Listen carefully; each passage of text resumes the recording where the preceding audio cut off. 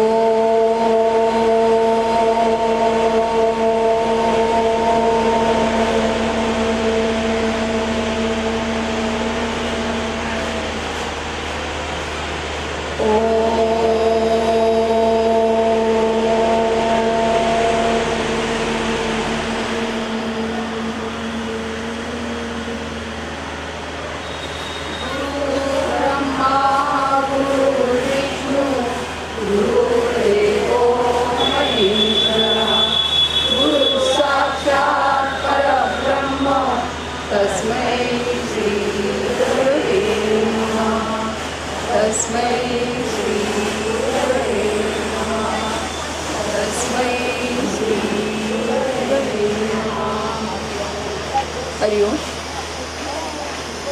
आजच्या आपल्या प्रमुख पाहुण्या वसुधाताई बंद्रे इथे आलेले आहे, तर मी त्यांना व्यासपीठावर येण्याची विनंती करते. आणि त्यांच्याच बरोबर आपले प्रमुख वक्ते किरण देशपांडे यांनाही व्यासपीठावर येण्याची विनंती करते.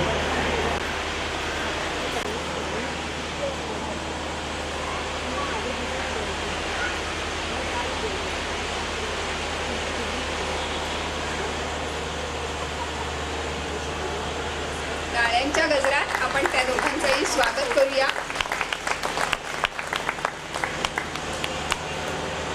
आता पाहुण्यांना आपल्या आचार्य अत्रे कट्ट्याची मी थोडक्यात माहिती सांगते. 2001 साली स्टेट बँकेतून स्वेच्छानिवृत्ती घेतल्यावर आम्ही लोकांनी हा आचार्य अत्रे कट्टा हे मुक्त व्यासपीठ स्थापन केलं. लंडनच्या हाईड पार्कच्या धर्तीवर याची संकल्पना आहे. आणि हे मुक्त व्यासपीठ असल्यामुळे कुणीही कोणत्याही विषयावर बोला, हे याचं ब्रीदवाक्य आहे. दर बुधवारी आम्ही 6 ते 8 या वेळात इथे जमतो. पहिला अर्धा तास उपस्थित श्रोत्यांना त्यांच्या मनातील विचार, त्यांना काही कला सादर करायची असल्यास अथवा त्यांना कुठलं वर्तमानपत्रातली नवीन ताजी न्यूज त्याच्यावर काही कमेंट्स करायच्या असल्यास ते करू शकतात. आणि उरलेला 1 तास प्रमुख वक्ता बोलावतो आणि त्या वक्त्यांचे विचार सर्वांना ऐकायला मिळतात. असा हा यज्ञ आमचा गेली अखंड 17 वर्ष चालू आहे. 800च्या वर आमचे कट्ट्याचे कार्यक्रम झालेले आहेत आणि अनेक मान्यवरांनी कट्ट्यावर हजेरी लावली आहे. माजी पोलीस महासंचालक अरविंद इनामदार झाले, त्याच्यानंतर माजी कुलगुरू स्नेहलता देशमुख येऊन गेल्या, रमेश देव सीमा आले, नंतर यशवंत देव आले. कुठल्याही क्षेत्रातले दिग्गज लोक आमच्या कट्ट्यावर येऊन त्यांच्या क्षेत्राविषयी, त्यांच्या कार्याविषयी इथे येऊन आम्हाला माहिती सांगतात आणि आमचं सगळ्यांचं ज्ञान समृद्ध करून सोडतात. तर अशा या कट्ट्यावर आज आपल्याला वसुधाताई बंद्रे आणि किरण देशपांडे हेही लाभले आहेत. आज त्यांचेही विचार आपल्याला ऐकायला मिळणार आहेत. तर नमस्कार, मी अंजली कानविंदे. मी या अत्रे कट्ट्याला नवीनच जॉईन झाली आहे. आत्ताच सौ विदुला टुसे या अत्रे कट्ट्याच्या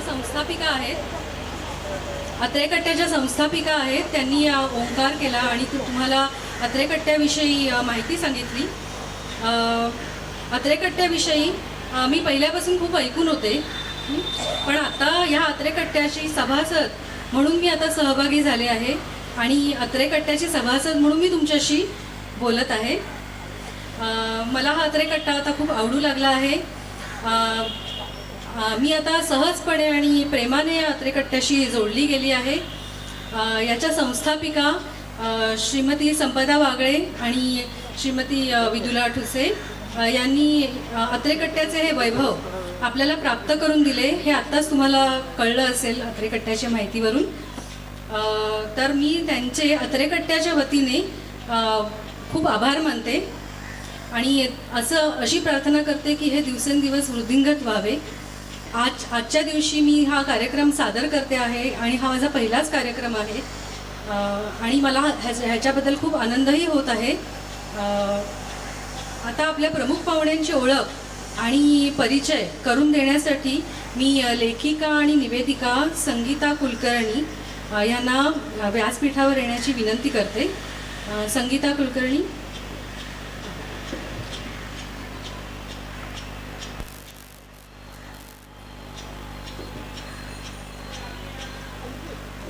धन्यवाद अंजली.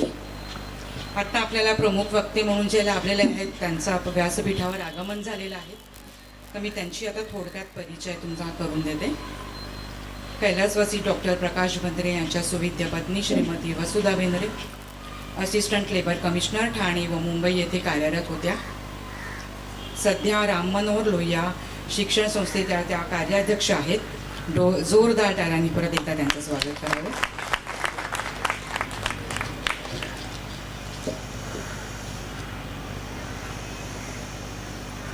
शिक्षणाच्या दृष्टीने मागास अशा भागात शाळा शिकून मुंबईसारख्या विशाल शहरात येऊन शिक्षण क्षेत्रात मोठे काम करणारे कर्तृत्ववान, शालेय शिक्षणाव्यतिरिक्त विविध पैलूंमध्ये विद्यार्थ्यांचा विकास घडवून डोळस पिढी घडवणारे एक कडक शिक्षक, प्रामाणिकपणा, निस्वार्थीपणा, परखडपणा आणि भ्रष्टाचार विरोध या 4 सूत्रांचा खंदा पुरस्कर्ता, शेवटपर्यंत विविध विषयात शिकण्याची आस असलेले विद्यार्थी. इतकंच नाही तर PhD करताना डॉक्टर बाबासाहेब आंबेडकर यांच्या वृत्तपत्रे व नियतकालिकातील लेखांचा अभ्यास यावर त्यांनी लिहिलेला प्रबंध, वयाच्या 85व्या वर्षी डॉक्टरेट मिळवणारे तसंच वर्षभरात शांतपणे आपली इहलोकाची यात्रा संपवणारे एक शिक्षणप्रेमी, ते म्हणजे डॉक्टर प्रकाश बेंद्रे. ज्यांचा हा जीवन प्रवास जवळून बघितला आहे अशा डॉक्टर प्रकाश बंद्रे सरांच्या कार्याची आपल्याला ओळख करून देणार आहेत त्यांचे जुने व जाणते स्नेही श्री किरण देशपांडे. जोरदार टाळ्यांनी आपण त्यांचं परत एकदा स्वागत करावं.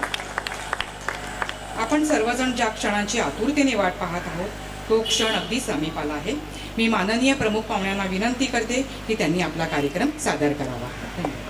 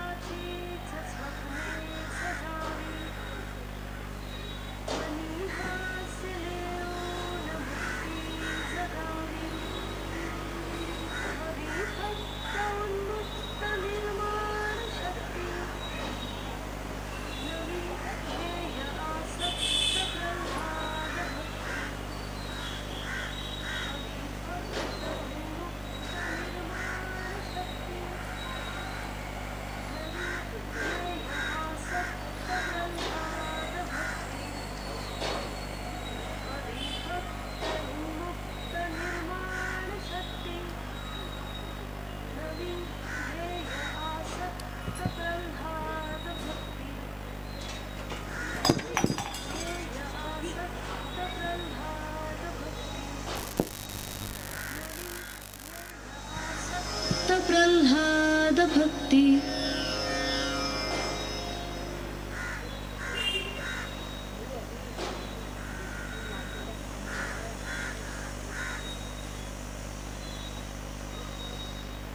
डॉक्टर प्रकाश पर्वत बंद्रे शिक्षण आणि शिक्षण या विषयाचा ध्यास असलेला माणूस. वयाच्या 85व्या वर्षी डॉक्टरेट मिळवतो आणि आपल्या सगळ्यांना त्या गोष्टीचं साहजिकच आश्चर्य वाटतं. लौकिक दृष्ट्या देखील ही जागतिक क्रमवारीत नोंद होऊ पाहणारी घटना आहे. परंतु डॉक्टर बंद्रे यांच्या लेखी अध्ययनाची केवळ एक पुढील पदवी, याकरता वयाचं 85वं वर्ष उजाडलं. याचं कारण शिक्षणाचा ध्यास, आणि हा ध्यास होता केवळ स्वतःच्या शिक्षणाचा नव्हे तर इतरांच्या शिक्षणाचा. आणि त्यातही असहाय्य, वंचित, मागास, वयानं लहान मोठे असलेल्या अनेकांना शिक्षण देण्याची आस असल्यानं स्वतःच्या या पदवीला एवढा कालावधी लागला. पदवी, पदव्युत्तर शिक्षण, PhD आणि नंतर अध्यापन असा सामान्य क्रम जरी असला तरी त्या दरम्यानच्या अनेकविध उपक्रमांमुळे डॉक्टर बंद्रे यांना PhD करता 85 वर्ष वाट पाहावी लागली. लहान वयात अगोदर बंद्रे सर ही ओळख मिळाली आणि आता डॉक्टर बंद्रे. नमस्कार. माझी आणि डॉक्टर बंद्रे सरांची ओळख 1969 पासून. आदर्श विद्यालयामध्ये आम्ही दोघंही सहकारी म्हणून काम करत होतो. बंद्रे सरांच्या व्यक्तिमत्वाचे पैलू बघताना मला विशेष प्रकारे जाणवतं ते म्हणजे त्यांच्याकडे असलेली प्रचंड ऊर्जा. आपल्याला माहितीच आहे की आपल्या प्रत्येकाच्या शरीरात पेशी असतात आणि त्या पेशीमध्ये अंगक असतं मायटोकॉन्ड्रिया. ते म्हणजे ऊर्जेचं कोठार. मला वाटतं बंद्रे सरांकडे ही ऊर्जेची कोठार अधिक सक्षम असेल. अशीच ऊर्जा त्यांची अक्षय व्हावं हीच सामंत आणि गाडगे कुटुंबियांकडून शुभेच्छा. नमस्ते doctor Anna, the one man whom I admire the most in my life. तुमच्या धडाडीसाठी आणि तुमच्या प्रामाणिकपणासाठी आम्हाला तुमचा फार अभिमान वाटतो. तुमचा महत्त्वाकांक्षी स्वभाव, जीवनाचा दृष्टिकोन आणि समाजासाठी कळकळ हे आम्हा सर्वांसाठी एक आदर्श आहे. तुम्ही आज सिद्ध केले की टू अचीव एनी गोल्स वयाची सीमा नाही. We love you and we miss you. Congratulations on your wonderful achievement, Dr. Anna. I'm very happy for you, and I'm proud that you've completed this extraordinary achievement. Love you. प्रकाश बंद्रे यांचा जन्म एका सामान्य गरीब कुटुंबात धुळे येथे झाला. आजूबाजूचं वातावरण, शिक्षण आणि संस्कार यांसाठी फारसं अनुकूल नव्हतं. पण अशा प्रतिकूल परिस्थितीमध्ये सुद्धा त्यांनी मॅट्रिक पर्यंत शिक्षण तिथेच पूर्ण केलं. लहानपणापासूनच त्यांना आदर्श आणि उदात्त याचं आकर्षण होतं आणि म्हणूनच ते 1950 साली राष्ट्रसेवा दलात सामील झाले. तिथे साने गुरुजी आणि मधु लिमये यांचा त्यांच्यावर खूप प्रभाव पडला. 1951 साली ते टपाल सेवेत रुजू झाले, ते सुद्धा मुंबईमध्ये. आणि मुंबईच्या विशाल नगरातला प्रवेश हा त्यांच्यासाठी एक अतिशय महत्त्वाचा टप्पा होता. तिथेच त्यांनी BA आणि MA पर्यंत शिक्षण पूर्ण केलं. पण बाजूचं अस्वस्थ वातावरण त्यांना कुठेतरी खुणावत होतं की आपण समाजकार्याला ओढून घेतलं पाहिजे आणि त्यातूनच त्यांनी समाजकार्याकडे वाटचाल केली. माझ्या आत्याचे लग्न लहान वयात झाले, त्यामुळे ते शिक्षण अपूर्ण राहिले. तेव्हा माझ्या वडिलांनी माहेरी आणून तिच्या शिक्षणाकरता पदरमोड केली. काही वेळेस ते एक वेळ जेव्हा उपाशी राहिले आणि आत्या एवढी गुणी की तिने आपल्या मोठ्या मुलीबरोबर SSC पास केली आणि नंतर तिने MA BEdचं शिक्षण हे पूर्ण केले. पण बंद्रे सरांचे डोळस आणि सामाजिक भान असलेले मन सरकारी नोकरीत रमेना. म्हणून 1961 साली अनेक लाभांनी युक्त अशी सरकारी नोकरी त्यांनी सोडली आणि अर्ध्या पगारावर शिक्षकाची नोकरी पत्करली. याच वेळेस त्यांच्या एक अध्यापिका चंपाताई मधु लिमये यांनी त्यांच्या या विद्यार्थ्याला गोरेगावला मृणालताई गोरे यांच्या तालमीत जाण्याचा सल्ला दिला.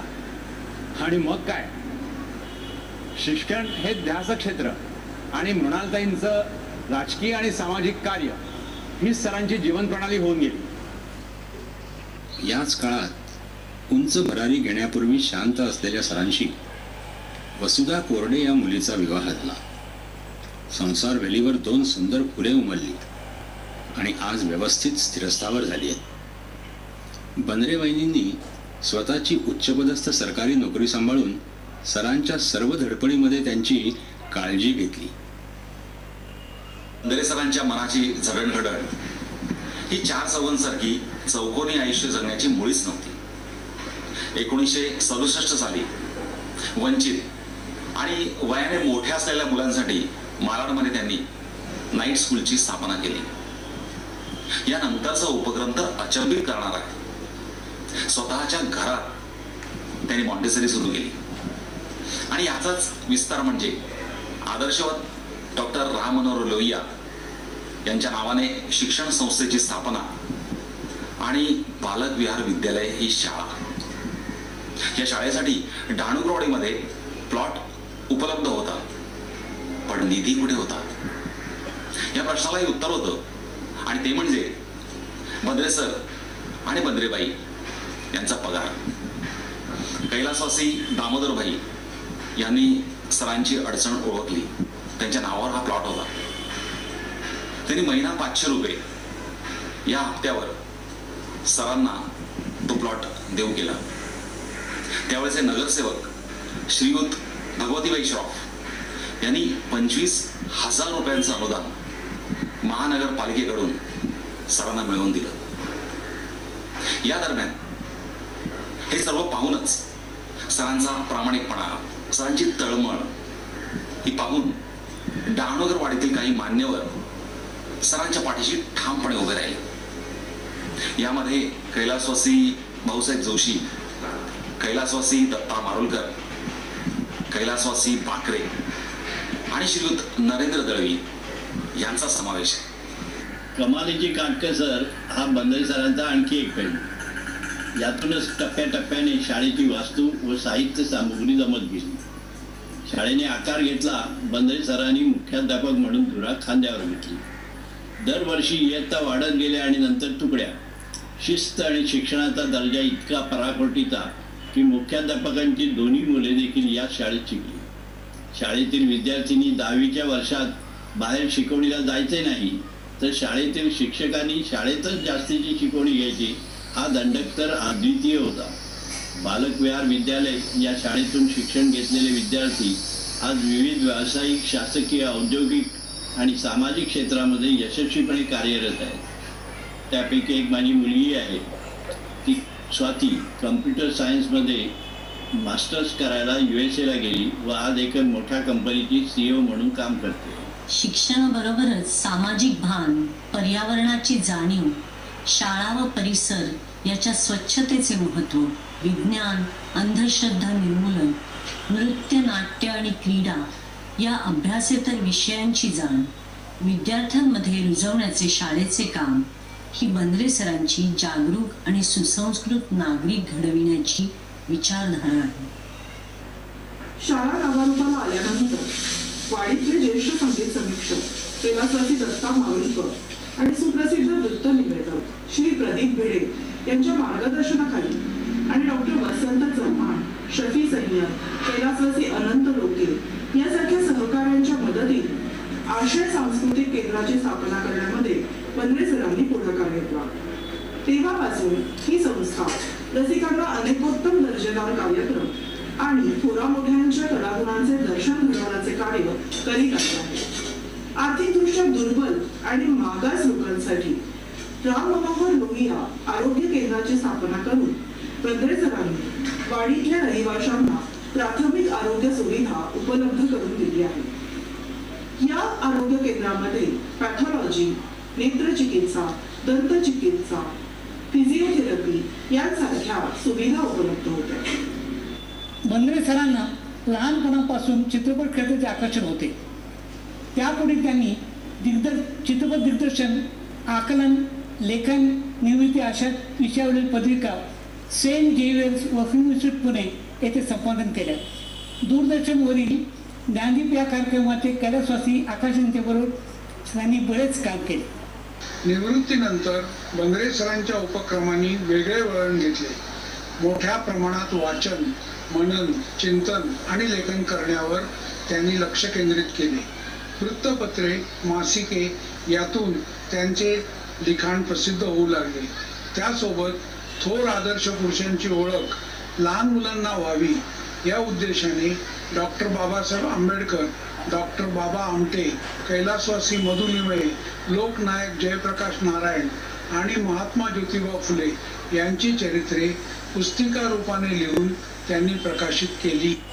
बंद्रे सरांच्या सर्व कार्यात प्रामाणिकपणा, निस्वार्थीपणा, परखडपणा आणि भ्रष्टाचार विरोध या 4 सूत्रांचा मजबूत पाया आहे. यामुळे त्यांच्या कार्यकाळात अनेक प्रतिकूल प्रसंगांना सामोरे जावे लागले, पण सरांनी तडजोड हा पर्याय कधी स्वीकारला नाही. मराठी माध्यमांच्या शाळा बंद पडू नयेत याकरिता बंद्रे सरांनी वृत्तपत्रे, मासिकांमधून अनेक लेख लिहिले, मुलाखती दिल्या, प्रचार केला भेटीगाठी घेतल्या, पण जेव्हा त्यांच्या स्वतःच्या संस्थेतच विपरीत वळण लागले तेव्हा तडजोड न करण्याच्या स्वभावानुरूप मार्ग अवलंबिला. याकरिता राजकीय पक्षांच्या हस्तक्षेपालाही सरांनी जुमानले नाही. बंद्रे सरांनी अण्णा हजारे यांचे भ्रष्टाचार निर्मूलन आंदोलन व मेधाताई पाटकर यांचे आदिवासी पुनर्वसन यामध्ये हिरिरीने सक्रिय भाग घेतला. एवढ्या दीर्घ कालावधीनंतर आणि कार्यक्रमानंतर MA झाल्यावर राहून गेलेल्या पदवीची खंत सरांना टोचू लागली, ती म्हणजे PhD करण्याची. यावेळी सरांचे सहसा चंद्रदर्शन झालेले होते, पण जसा तडजोड हा शब्द सरांच्या शब्दकोशात नाही, तसे पूर्णविराम हे चिन्हही नाही, आहे तो स्वल्पविराम. आणि काय, सर कामाला नव्हे अभ्यासाला लागले. 3 वर्षे वाचन, मनन, चिंतन आणि लेखन याकरिता स्वतःला सगळ्यांपासून अलिप्त करून घेतले. जळगाव विद्यापीठात प्रवेश मिळाल्यामुळे अनेकदा मुंबई ते जळगाव वाऱ्या केल्या. वाचनालय, चर्चा यांचा तर हिशोब नाही. अखेर या कठोर परिश्रमाला फळ मिळालं आणि 18 जुलै 2016 रोजी जळगाव विद्यापीठाने बंद्रे सरांना PhD प्रदान केली. बंद्रे सर डॉक्टर बंद्रे म्हणून नावारूपाला आले. अशा अभ्यासू, करारी, तत्वनिष्ठ आणि निष्ठावान डॉक्टर बंद्रे सरांना दिल्या. पण नियतीच्या मनात काही वेगळेच होते. त्यांच्या विधायक कार्याच्या आणि अभ्यासाच्या अतिव्यस्त जीवनात निर्माण झालेली पोकळी ते सहन करू शकले नाही. फार झपाट्याने सरांची प्रकृती ढासळली. शेवटचे काही दिवस अशक्त अवस्थेत शांतपणे ते विचारमग्न होऊन राहिले आणि 7 मेच्या पहाटे अचानक त्यांची प्राणज्योत मंद मंद होत मावळली. समाजवादी, परिवर्तनवादी, शिक्षणाचा ध्यास असलेले अभ्यासू अशा आपल्या डॉक्टर प्रकाश बंद्रे सरांच्या आत्म्यास शांती आणि सद्गती लाभो याकरता प्रार्थना. वातावरण जरा गंभीर झालं ना. सुरुवातीचा कार्याचा जो परिचय असतो तो ऐकताना खूप बरं वाटतं, पण शेवटचा एक जो पॅरेग्राफ आहे की ज्या वेळेला बंद्रे सर आम्हाला सोडून गेले, तो प्रसंग फार दुःखद होता. वास्तविक आम्ही जेव्हा हा कार्यक्रम केला, त्यांना PhD मिळाल्यानंतर प्रकाश आंबेडकरांच्या हस्ते त्यांचा सत्कार करण्याचा कार्यक्रम केला, त्यावेळेला आम्ही ही चित्रफीत बनवली होती आणि त्या चित्रफितीमध्ये वास्तविक आम्ही त्यांना पुढच्या आयुष्याकरता शुभेच्छाच दिल्या होत्या. पण दुर्दैवाने त्यांचं जीवन तिथे संपलं आणि त्यामुळे मग त्याचा शेवट आम्ही आत्ता बदलून तो असा केला आहे. धन्यवाद. आता आपण त्यांच्या कार्याकडे जाऊया. आपण आता बघितलंच की फार उशिरा त्यांना PhD करण्याची संधी मिळाली. त्यांच्या मनामध्ये ती खंत खूप दिवस होती. जसं तुम्ही आता बघितलं की शिक्षणाचा ध्यास त्यांना शिक्षणाशिवाय दुसरं काहीच दिसत नव्हतं. त्यामुळे आपण MA BEd झालोय तरी अजून आपल्याला शिकलं पाहिजे आणि PhD केली पाहिजे, हा त्यांच्या मनामध्ये नेहमी विचार असायचा.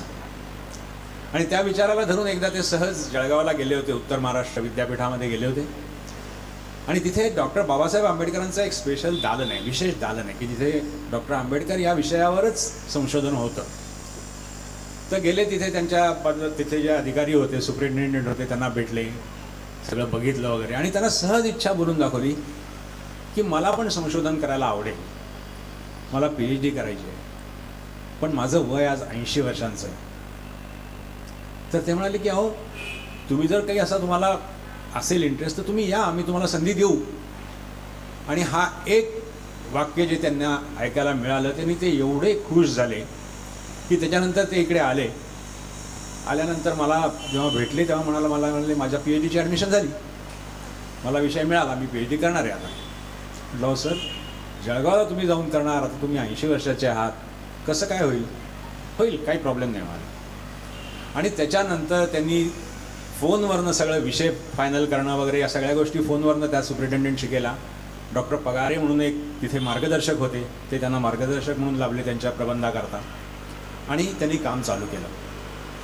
काम चालू केलं म्हणजे पहिली 1.5 वर्ष सर फक्त वाचन करत होते. फिल्ममध्ये सांगितल्याप्रमाणे त्यांनी स्वतःला कोंडून घेतलं होतं. कुठल्याही कार्यक्रमाला जायचे नाहीत. सामाजिक कार्यक्रम असू दे, कौटुंबिक असू दे, लग्न असू दे, काही असू दे, कुठेही जायचे नाही. आणि 1.5 वर्ष नुसतं वाचन केलं आणि त्याच्यातली टिपणं काढून ठेवायचे, टाचणं करून ठेवायचे. आणि त्यांचा काहीतरी एक साचा त्यांच्या डोक्यात बसलेला होता. त्या साच्याप्रमाणे त्यांचं काम चालू होतं. आणि असं करत करत 1.5 वर्ष झाल्यानंतर मग आता म्हणाले, आता मला लिहायचं आहे. आणि त्याच्यानंतर मग त्यांनी लिहायला सुरुवात केली. लिहायला सुरुवात करायच्या अगोदर त्यांनी पूर्ण साचा जो प्रबंधाचा असतो, म्हणजे आपल्याला सगळ्यांना माहीत असेल की आपण भूमितीमध्ये जेव्हा प्रमेय करतो तेव्हा प्रमेयामध्ये कसं असतं की पक्ष असतो, साध्य असतं, रचना असते, सिद्धता असते, अशा स्टेप्स असतात. किंवा कुठल्याही सायन्सच्या प्रयोगात अशा स्टेप्स असतात. तशा प्रकारच्या सगळ्या स्टेप्स त्यांनी आपल्या प्रबंधाकरता फिक्स करून ठेवलेल्या होत्या, ठरवून ठेवलेल्या होत्या. आणि त्याप्रमाणे त्यांनी सगळी टाचणं गोळा करायला सुरुवात केली. आता इथे एक गोष्ट मला आणखी नमूद करावीशी वाटते की ही टाचणं जेव्हा त्यांनी जमवली आणि केली, हे सगळं हाताने केलेलं काम होतं. सरांना कॉम्प्युटरशी संबंध नव्हता. सर कॉम्प्युटर जाणत नव्हते. म्हणजे त्यांनी रिटायर झाल्यानंतर एक 10 वर्षांनी एक 3 महिन्याचा कोर्स केला होता कॉम्प्युटरचा, कारण ते शिक्षण आहे, ते घेतलं. पण त्यांचं कॉम्प्युटरचं नाही जमलं कधी. त्यामुळे ही सगळी गोष्ट त्यांनी वाचून, त्याचे छोटे छोटे कागद, त्या कागदांच्या ह्याच्यामध्ये पण तुम्हाला परत त्यांचा काटकसरीचा स्वभाव, पाठकोऱ्या कागदांवर सगळं लिहायचे. कुठेही नवीन बाबा एक आणून ठेवलं रिम आणि त्याच्यातनं कागद घेता येत आणि देता येत नाही. पाठकोऱ्या कागदांवर अतिशय साध्या पेननी आणि पेन्सिलनी लिहिलेलं टाचणं अशी त्यांनी सगळी तयार करून ठेवली होती. म्हणजे ज्यावेळेला परत त्याचं हे करायचं होतं, रिव्ह्यू करायचं होता, त्यावेळेला ते शोधणं पण फार अवघड व्हायचं. पण ते त्यांना बरोबर माहीत असायचं कुठे काय ठेवलं आहे आणि त्याप्रमाणे ते करत असत. अशा तऱ्हेने काम करून त्यांनी 1.5 वर्ष वाचन केलं. त्याच्यानंतर 6 महिने त्याची मांडणी करून ते लिहिलं आणि त्यानंतर ते प्रिंटिंगला गेलं. 500 पानांचा प्रबंध सरांनी लिहिला. 500 पानांमध्ये 7 प्रकरणं होती. 7 प्रकरणांमध्ये त्यांनी त्यांचा प्रबंध केला होता. त्याच्यातला पहिलं जे प्रकरण होतं त्याच्यामध्ये त्यांनी स्वतःची भूमिका मांडली होती की का मी या विषयाला हात घातला. तर तुम्ही जेव्हा बघा फिल्ममध्ये पण बघितलं असेल की त्यांना लहानपणापासून ते त्या कामगार वस्तीत राहिलेले होते. त्यामुळे त्यांनी अन्याय, अस्पृश्यता, उच्चनीचता या सगळ्या गोष्टी फार जवळून बघितल्या होत्या. आणि त्यामुळे डॉक्टर बाबासाहेब आंबेडकर हा त्यांचा नाजूक विषय होता. आणि जेव्हा ते मुंबईत आले, त्याच्यानंतर 10वी 9वी 10वी करून मुंबईत आले, त्यावेळेला डॉक्टर बाबासाहेब आंबेडकरांचा फार तेजीचा काळ होता. त्यावेळेला ते घटना लिहित होते, त्यावेळेला ते खूप सामाजिक काम करत होते. या सगळ्या गोष्टी चालू होत्या त्यांच्या. आणि त्यांच्या बालपणात, बंद्रे सरांच्या बालपणामध्ये त्यांची जी काही नियतकालिकं पब्लिश होत होती, ते नियतकालिकं पण बंद्रे सर वाचत होते. तेव्हा सगळ्यांचा त्यांच्या मनावर खूप परिणाम झाला होता. तेव्हा त्यांना काम करायचं होतं डॉक्टर प्रकाश बंद्रे याच विषयावर. आता डॉक्टर प्रकाश बंद्रे त्यांना जे डॉक्टर बाबासाहेब आंबेडकर जे बंद्रे सरांना भावले ते खूप वेगळ्या वेगळ्या स्वरूपात भावले. भारतीय घटनेचे शिल्पकार डॉक्टर बाबासाहेब आंबेडकर एक पैलू झाला. भारतरत्न, आता भारतरत्न ही जी पदवी आहे ही प्रत्येकाला त्यांनी कुठल्या तरी एका क्षेत्रामध्ये असामान्य कामगिरी केली म्हणून मिळते. आपल्याला माहिती आहे पंडित भीमसेन जोशींना मिळाली कारण ते शास्त्रीय संगीतामध्ये अद्वितीय होते. सचिन तेंडुलकरला मिळाली कारण तो क्रिकेटमध्ये अद्वितीय होता. पण डॉक्टर बाबासाहेब आंबेडकर हे इतक्या क्षेत्रांमध्ये अद्वितीय होते की त्यांना खरं म्हणजे 10 वेळा भारतरत्न द्यायला पाहिजे होती, इतकी त्यांची योग्यता होती. तर ते त्यांना भावलेलं होतं रूप. भारतीय अस्पृश्यांचे दलितोद्धारक हा सगळ्यात महत्त्वाचा जो मुद्दा आहे हा बंद्रे सरांचा नाजूक विषय होता की दलित लोकांकरता, अस्पृश्यतेकरता, बहिष्कृत लोकांकरता जे डॉक्टर बाबासाहेब आंबेडकरांनी काम केलं तो विषय त्यांचा आवडता होता आणि तोच विषय त्यांना घ्यायचा होता. त्या व्यतिरिक्त अर्थशास्त्राचे पंडित, कायद्याचे पंडित, प्रकांड पंडित, बहिष्कृतांचे पत्रकार, श्रेष्ठ विचारवंत, एक महान वाचक, डॉक्टर बाबासाहेब आंबेडकर पण एक महान वाचक होते. आपण त्यांच्या लेखनामध्ये जर बघितलं तर तुकारामांची इतक्या ओव्या ते ठिकठिकाणी घालतात. त्यांची जी वृत्तपत्र होती त्या वृत्तपत्रावर पण जी बिरदावली होती ती तुकारामाची ओवी होती. आणि त्यांच्या लिखाणामध्ये आणि भाषणांमध्ये ते वारंवार अशा ओव्यांचा उल्लेख करीत असत. फरडे वक्ते, अतिशय सामान्य आणि साध्या लोकांना समजेल अशा भाषेमध्ये व्याख्यान देण्यात डॉक्टर बाबासाहेब आंबेडकर फार निष्णात होते. स्त्रीमुक्ती, शेतकरी कामगारांचा बुलंद आवाज, माणुसकीला काळीमा फासणाऱ्या चातुर्वर्ण्य आणि जाती व्यवस्थेवर घणाघाती हल्ला करणारे डॉक्टर बाबासाहेब आंबेडकर, हजारो वर्षे हीन दिन जिणे जगणाऱ्या बहिष्कृतांना, अस्पृतांना ताठ मानेने जगायला शिकवणारे बाबासाहेब, अनेकविध कार्यामुळे बिरुदावलीचा वर्षाव होणारे बाळासाहेब, आणि सगळ्यात महत्त्वाचं म्हणजे 20व्या शतकातील बौद्ध धर्माचे उद्गाते.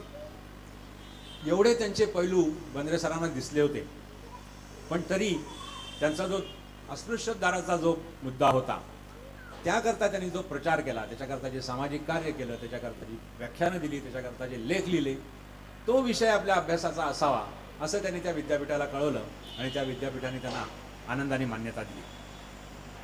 तर अशी भूमिका त्यांनी घेतली होती आणि त्या भूमिकेवर त्यांनी जे लिहिलंय, बंद्रे सरांनी त्यांच्या भूमिकेबद्दल जे लिहिलंय,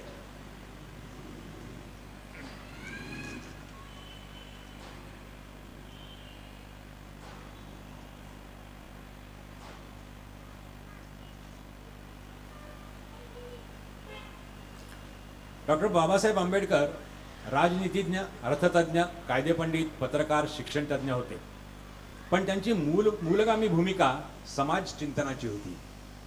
हे त्यांचे मराठी वृत्तपत्रीय लेखन वाचताना पदोपदी जाणवतं.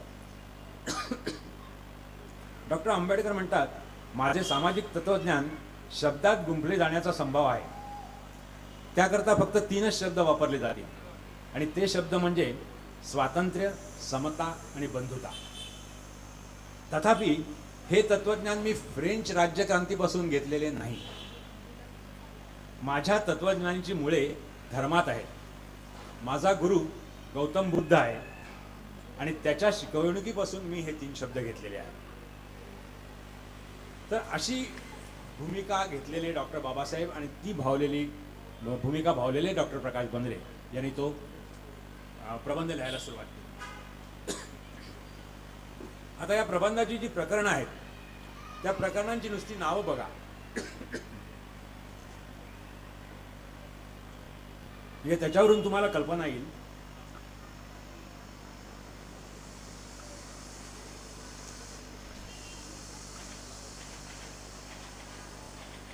की त्यांनी किती सखोल अभ्यास केला होता. सर्वप्रथम त्यांनी अभ्यास केला तो डॉक्टर आंबेडकर पूर्वकालीन व समकालीन सामाजिक परिस्थिती. त्यावेळेला जी सामाजिक परिस्थिती होती, डॉक्टर आंबेडकरांना हे कार्य का करावं लागलं याची कारणमीमांसा शोधून काढण्याकरता पूर्वकालीन आणि समकालीन सामाजिक परिस्थितीचा त्यांनी खूप अभ्यास केला आणि ह्याच्याकरता अनेक पुस्तके आणि अनेक संदर्भ ग्रंथ, अनेक लेख, अनेक अग्रलेख फक्त बाबासाहेबांनी लिहिलेलेच नव्हे तर केसरीमध्ये आलेले आणि इतर वृत्तपत्रांमध्ये आलेले यांचं पण खूप मोठ्या प्रमाणावर त्यांनी वाचन केलं. अगोदरचा जो काळ होता त्या काळातले जे महान पुरुष होते ते म्हणजे डॉक्टर महात्मा ज्योतिबा फुले. तो काळ त्यांचा होता आणि स्त्रीमुक्तीकरता आणि स्त्रियांचा दर्जा वाढवण्याकरता त्यांनी खूप मोठ्या प्रमाणावर कार्य केलेलं होतं. डॉक्टर बाबासाहेब आंबेडकरही त्यांना आपले गुरु मानत असत. इतिहासामध्ये असं आपण बघतो की एका महामानवाचा जेव्हा अंत होतो तेव्हा दुसऱ्या महामानवाचा उदयही होतो. आणि बंद्रे सरांनी ही गोष्ट ऑब्झर्व करून आपल्या प्रबंधात लिहिलेली आहे की 1890 साली महात्मा ज्योतिबा फुलेंचं निधन झालं आणि 1891 साली डॉक्टर बाबासाहेब आंबेडकरांचा जन्म झाला. आणि जे कार्य स्त्री शिक्षणाचं आणि स्त्रियांचा दर्जा वाढवण्याचं काम महात्मा फुले करायचे, तेच काम थोड्या विस्तृत प्रमाणामध्ये डॉक्टर आंबेडकरांनी सुरू केलं. डॉक्टर बाबासाहेब आंबेडकरांनी जेव्हा वृत्तपत्रेमध्ये लिहायला सुरुवात केली तेव्हा पहिलं वृत्तपत्र त्यांनी स्वतःचं जेव्हा चालू केलं, मूक नायक असं त्या वृत्तपत्राचं नाव होतं. ज्या लोकांकरता हे वृत्तपत्र ते लिहिणार होते त्या लोकांना समाजामध्ये आवाज नव्हता, त्यांना काही बोलण्याची सोय नव्हती. तेव्हा ती सोय व्हावी, त्यांचा आवाज बुलंद व्हावा म्हणून मूक नायक, त्या लोकांचा जो नायक तो मूक नायक म्हणून त्या वृत्तपत्राचं नाव होतं मूक नायक. आणि त्याच्यानंतर हा आवाज उठवणारे डॉक्टर बाबासाहेब आंबेडकर होते आणि म्हणून डॉक्टर बाबासाहेब आंबेडकरांना पण मूक नायक हीच पदवी मिळाली. आपल्याला माहीत असेल की आता सध्या त्यांच्या चरित्रावर एक जे नाटक येतं नेहमी त्याचे प्रयोग होत असतात आणि त्या नाटकाचं नावही मूक नायक असंच नाव आहे त्या नाटकाचं. तर त्यावेळेला त्यांचं कार्य मूक नायकनी सुरू झालं. दुसरी आणखीन एक योगायोगाची गोष्ट डॉक्टर बंद्रेंनी आपल्या प्रबंधात मेन्शन केली आहे, ती अशी की 1920 साली लोकमान्य टिळकांचं निधन झालं. त्यामुळे केसरीतला जो संपादक फरडा होता तो त्या केसरी पेपरपासून लांब झाला आणि बाबासाहेब आंबेडकरांचं मूकनायक हे वृत्तपत्र त्याच साली 1920 साली सुरू झालं. मूकनायक हे डॉक्टर बाबासाहेब आंबेडकरांचं पहिलं वृत्तपत्र होतं. त्या वृत्तपत्रामध्ये मी तुम्हाला मगाशी सांगितलं की ओवी ही त्यांची बिरुदावली असायची. तर त्यामध्ये जे वरती लिहिलेलं असायचं, काय करू आता धरून या भीड, काय करू आता धरून या भीड, निशंक हे तोंड वाजविले.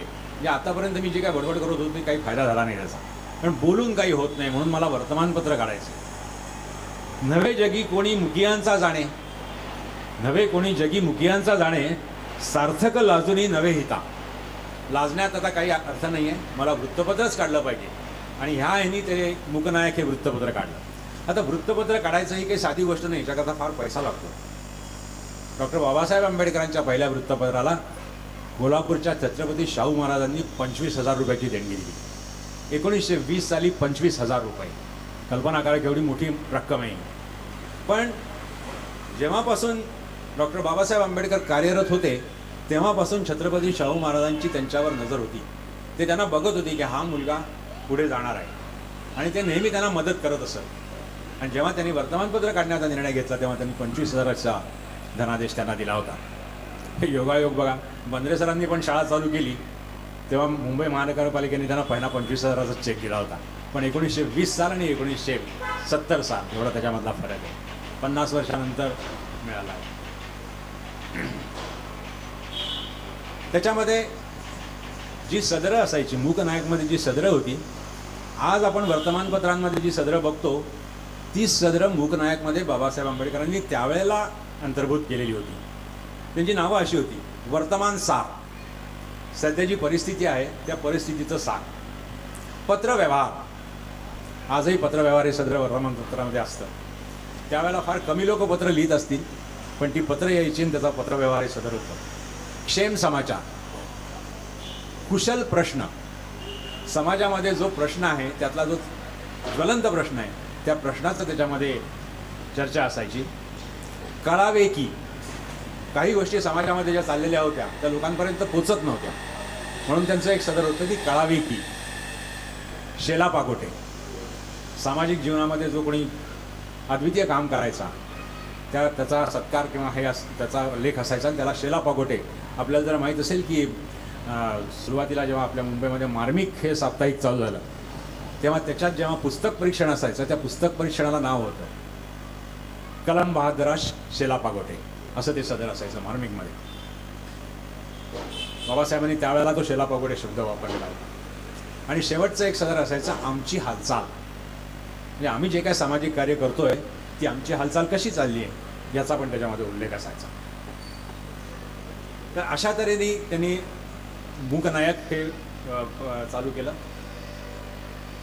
त्याच्यामध्ये त्यांनी जे अग्रलेख लिहिले त्या अग्रलेखांची मी तुम्हाला शीर्षक सांगतो म्हणजे त्यावरून तुम्हाला कल्पना येईल. भक्तीत एकी जेवणात बोकी, भक्तीत एकी जेवणात बोकी. जे काही कार्य बाबासाहेब आंबेडकर करायचे अस्पृश्यता निवारणाचं किंवा जातीभेद नष्ट करण्याचं, त्याच्यामध्ये समाजातले सगळे लोक त्यांच्याबरोबर असायचे. जेव्हा ती चर्चा व्हायची तेव्हा सगळे हाला हा करायचे, पण जेव्हा प्रत्यक्ष काही करण्याची वेळ यायची तेव्हा कोणीही त्यांच्याबरोबर नसायचं. म्हणून त्यांनी अग्रलेख लिहिला होता की भक्तीत एकी पण जेवणात बोकी. न्यायबुद्धीचा नाश म्हणजे समाजाचा नाश.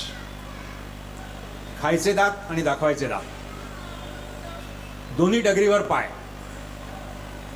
आता एक गोष्ट मी तुम्हाला आणखीन इतिहाशी सांगतो की 1920 साली जेव्हा हे मूकनायक आलं आणि मी तुम्हाला मागे सांगितलं की लोकमान्य टिळकांचं निधन झालेलं होतं आणि त्याच वर्षी महात्मा गांधी काँग्रेसचे अध्यक्ष म्हणून आले आणि काँग्रेस ही टिळकांच्या हातून महात्मा गांधींच्या हातात आली होती. आणि महात्मा गांधींचा कार्यकाळ आणि डॉक्टर बाबासाहेब आंबेडकरांचा कार्यकाळ हा समान. आणि हे जे त्यांनी आता मी तुम्हाला जे दोन शीर्षकं सांगितली ही त्यांना उद्देशून त्यांनी लिहिलेली आहेत की दाखवायचे दात आणि खायचे दात.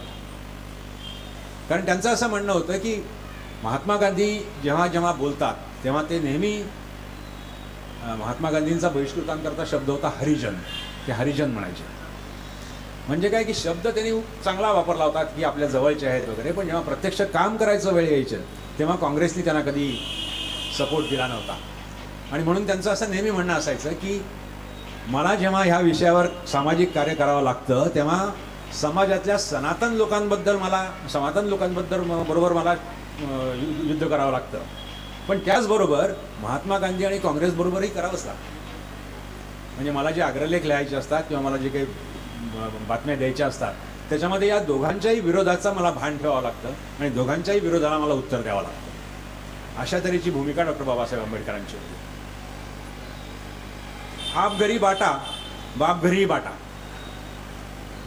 हा जो लेख होता हा लेख त्यांनी आपल्या बांधवांकरताच लिहिला होता.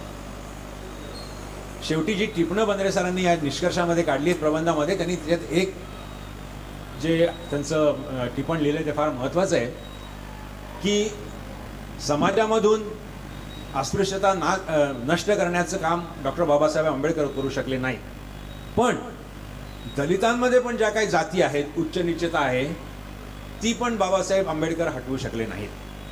हे बंद्रे सरांचं दुःख आहे या प्रबंधामध्ये की एवढा मोठा माणूस होता, या माणसाने सगळ्या बहिष्कृत लोकांकरता एवढं काम केलं, पण त्यांचे जे बांधव होते त्यांच्यामध्ये पण फाटाफूट होती, त्यांच्यामध्ये पण उच्च नीचता होती आणि तेही कधी माझ्या मतांना पूर्णपणे जागले नाही.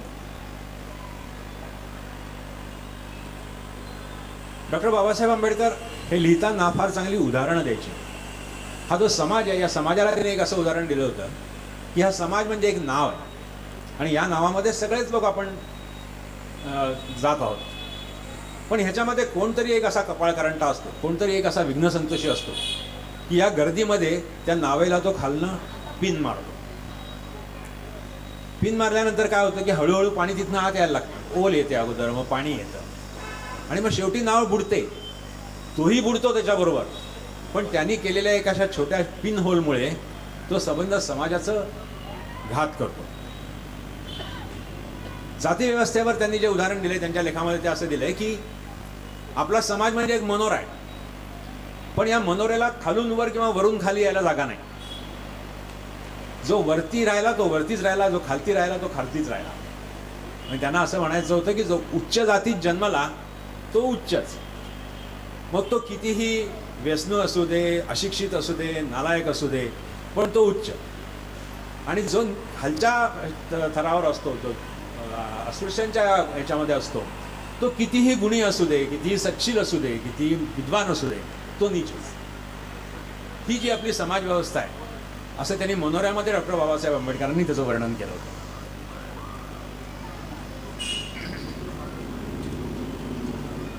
त्याच्यानंतर बंद्रे सरांनी जो अभ्यास केला आहे तो डॉक्टर बाबासाहेब आंबेडकरांची वृत्तपत्रे या एका प्रकरणावर त्यांनी जवळजवळ 112 पानं लिहिलेली आहेत. याच्याकरता डॉक्टर बाबासाहेब आंबेडकरांनी त्यांच्या जीवनामध्ये 4 वृत्तपत्र चालवली. मग असे मी तुम्हाला सांगितलं जसं मूकनायक, त्याच्यानंतर बहिष्कृत भारत, त्याच्यानंतर जनता आणि त्याच्यानंतर प्रबुद्ध भारत, अशी 4 वर्तमानपत्र चालवली. त्याच्यानंतर आणखीन एक समता नावाचं एक वृत्तपत्र आलं, पण डॉक्टर बाबासाहेब आंबेडकर त्याचे संपादक नव्हते, पण ते त्याचे मार्गदर्शक होते. आता ही 4 वर्तमानपत्र का झाली तर याचं कारण सरळ आहे की कुठल्याच वर्तमानपत्राला जेव्हा निधी बंद होतो तेव्हा ते वृत्तपत्र बंद पडतं. आणि तशीच सगळी ही जी वृत्तपत्र होती अल्पजीवीच ठरली. पण जी काही चालली त्याच्यामध्ये त्यांनी जे काही लेख लिहिले, जे काही अग्रलेख लिहिले, ज्या काही बातम्या लिहिल्या, त्या एवढ्या अशा सनसनाटी होत्या आणि एवढ्या त्या ब्रिटिश सरकारला म्हणा किंवा काँग्रेसला म्हणा किंवा आपल्या बांधवांना म्हणा जागं करणाऱ्या होत्या, सगळ्यांची झोप उडवणाऱ्या होत्या.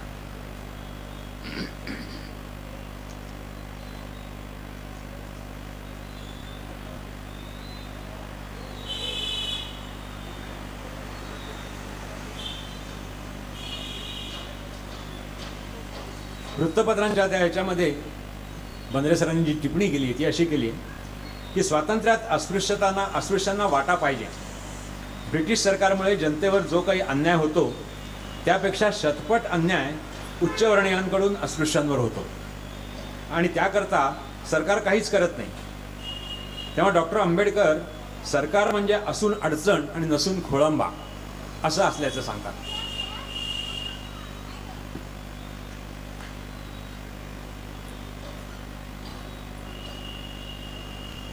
डॉक्टर बाबासाहेब आंबेडकरांचं असं मत होतं की आपला समाज जो आहे तो समाज म्हणजे विषमतेचं माहेरघर आहे आणि ते इतकी विषमता पसरलेली आहे आपल्या समाजामध्ये की ती नाहीशी करणं अशक्य झालेलं आहे आता. आणि त्यांनी एवढा विचार केला, एवढे परिश्रम केले, एवढी आंदोलनं केली, पण त्यांच्या लक्षात आलं की हे होणं शक्य नाही. तेव्हा त्याला जी उपमा दिली आहे डॉक्टर बाबासाहेब आंबेडकरांनी, तर ते म्हणाले की विषमता नष्ट करणं म्हणजे विषाचं अमृत करणं आहे. ते म्हणतात की आपल्या स्वयंपाकामध्ये एखादा पदार्थ जर खारट झाला तर तो आपण काहीतरी कमी करू शकतो, आंबट झाला तर त्याला बदलू शकतो, गोड झाला तर त्याला बदलू शकतो, पण जर ते विषच असेल तर त्याचा अमृत हे कदापि शक्य नाही. आणि हा पर्याय किंवा ह्या विचारापर्यंत जेव्हा डॉक्टर बाबासाहेब आंबेडकर आले तेव्हा त्यांनी जाहीररित्या सांगितलं की मी जरी हिंदू म्हणून जन्माला आलो असलो तरी मी हिंदू म्हणून मरणार नाही. आणि म्हणून 1956 साली त्यांनी धर्मांतर केलं आणि जे ते म्हणत होते की गौतम बुद्ध हा माझा गुरु आहे, त्यांचे जे 3 शब्द आहेत ते शब्द माझं ब्रीदवाक्य आहे. आणि तोच एक असा धर्म आहे की जिथे कर्मकांड, पूजा अर्चा या कुठल्याही गोष्टीला थारा नाही, देव मानत नाहीत, कोणाची पूजा करायची नाही, कोणाचा फोटो लावायचा नाही, अशी बौद्ध धर्माची शिकवण आहे. आणि तसं असल्यामुळे सगळेजण सारखेच आहेत त्याच्याकडे, आणि म्हणून हा धर्म मला पटतो आणि तो धर्म मी स्वीकारतो. 5 लाख अनुयायांसह त्यांनी 1956 साली बौद्ध धर्म स्वीकारला आणि त्यांची अशी इच्छा होती की पुढच्या 10 वर्षामध्ये मी भारतभर याचा प्रचार करीन. पण दुर्दैवाने त्यानंतर 1 महिन्यातच त्यांचं निधन झालं. नंतर त्यांचा दुसरा एक जो लेख होता त्याच्यात ते म्हणतात की स्वराज्याची सर सुराज्याला नाही.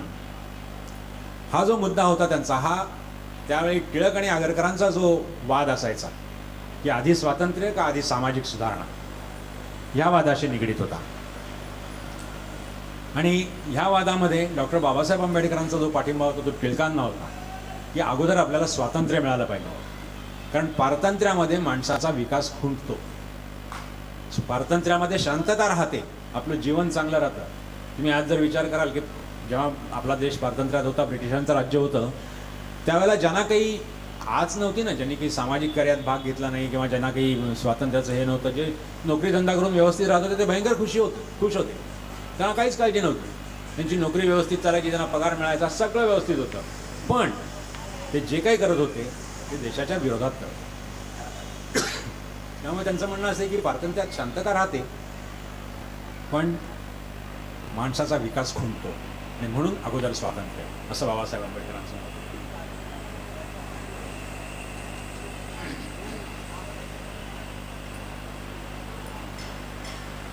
आणि म्हणून त्यांचं असं म्हणणं होतं की हे जे स्वराज्य जरी आपल्याला मिळालं तरी ते स्वराज्य जरी मिळालं तरी ते बहिष्कृतांवर राज्य करणारं स्वराज्य असेल. म्हणजे जरी आपल्याला स्वराज्य मिळालं तरी बहिष्कृतांच्या जीवनामध्ये काही फार फरक पडणार नाही. आणि ह्याच्यावर बंद्रे सरांनी अशी टिप्पणी दिली की आज 65 वर्ष झाली आपल्या देशाला स्वातंत्र्य मिळून आणि आपण आजही तशीच परिस्थिती थोड्याफार फरकाने बघत आहोत. आज काही असं झालं नाही की अस्पृश्यांना फार वरचा दर्जा मिळाला आहे किंवा काही झालं. अजूनही कुठलाही राजकीय पक्ष जेव्हा काही निवडणुका घेतो तेव्हा हा प्रश्न येतोच. अगदी राष्ट्रपतीपदांची जरी निवडणूक असली तरी मागास जातीतला घ्या म्हणजे मग आपल्याला सॉफ्ट कॉर्नर मिळेल वगैरे, हा थॉट सगळ्या राजकीय पक्षांमध्ये अजून आहेच. म्हणजे विषमता किंवा जातीवाद हा आपल्याकडनं अजून नष्ट झालेलाच नाही, असं बंद्रे सरांचं याच्यावर म्हणणं होतं. त्याच्यानंतर दुसरं जे वर्तमानपत्र डॉक्टर बाबासाहेबांनी काढलं ते होतं बहिष्कृत भारत. आणि या बहिष्कृत भारताच्या कव्हरवर जी बिरुदावली लिहिलेली होती ती अशी होती, आता कोदंड घेऊन हाती आरूढ पाय ये रथी. श्रीकृष्णाने अर्जुनाला सांगितलेलं आहे, आता कोदंड घेऊन हाती आरूढ पाय ये रथी देई अलिंगीन वीरवृत्ती समाधाने. आणि तीच परिस्थिती बाबासाहेब आंबेडकरांची पण झाली होती की इथे आता काही करणं शक्य नाही आणि आपल्याच लोकांविरुद्ध आपल्याला लढायचंच आहे, दुसरा काही पर्याय नाही आहे. आणि म्हणून त्यांनी हे मुद्दाम त्याच्यामध्ये लिहिलंय, जगी कीर्ती रुढवी स्वधर्माचा मानू वाढवी या भारापासून सोडून मेदिनी हे आता पार्था निशंकू होई या संग्रामा चित्त देई एथ हे वाचुनी काही बोलोची नाही, असं ब्रीदवाक्य त्यांनी त्यांच्या बहिष्कृत भारत या दुसऱ्या वर्तमानपत्राच्या ह्याच्यात दिलं होतं. या वर्तमानपत्राचे 33 अंक प्रकाशित झाले. त्यावेळेला वर्तमानपत्र जरी असलं तरी ते रोज नव्हतं निघत, कारण ते शक्यच नव्हतं. सुरुवातीला जेव्हा सुरू व्हायचं तेव्हा ते पाक्षिक असायचं, त्याच्यानंतर ते साप्ताहिक होईपर्यंतच चालायचं आणि साप्ताहिक व्हायला लागलं की त्याचा खर्च वाढायचा आणि मग ते बंद पडायचं. अशीच सगळ्या वर्तमानपत्रांची अवस्था झालेली होती. हा जो काळ होता बहिष्कृत भारताचा, त्यावेळेला डॉक्टर बाबासाहेब आंबेडकरांची खूप सामाजिक आंदोलनं चालू असायची आणि त्या आंदोलनामध्ये सगळ्यात महत्त्वाचा जो त्यांचा भाग होता तो मंदिर प्रवेश हा त्यांचा भाग होता. महाड येथील धर्मसंगर, महार आणि त्यांचे वतन, गिरणी कामगार, खोती, पर्वती सत्याग्रह अशा विषयांवर विद्वत्तापूर्ण निर्भीड व्यासंगी सामाजिक प्रश्नांची चिरफाड करणारे सत्यशोधक असे लेख डॉक्टर बाबासाहेब आंबेडकरांनी त्यावेळेला लिहिले होते.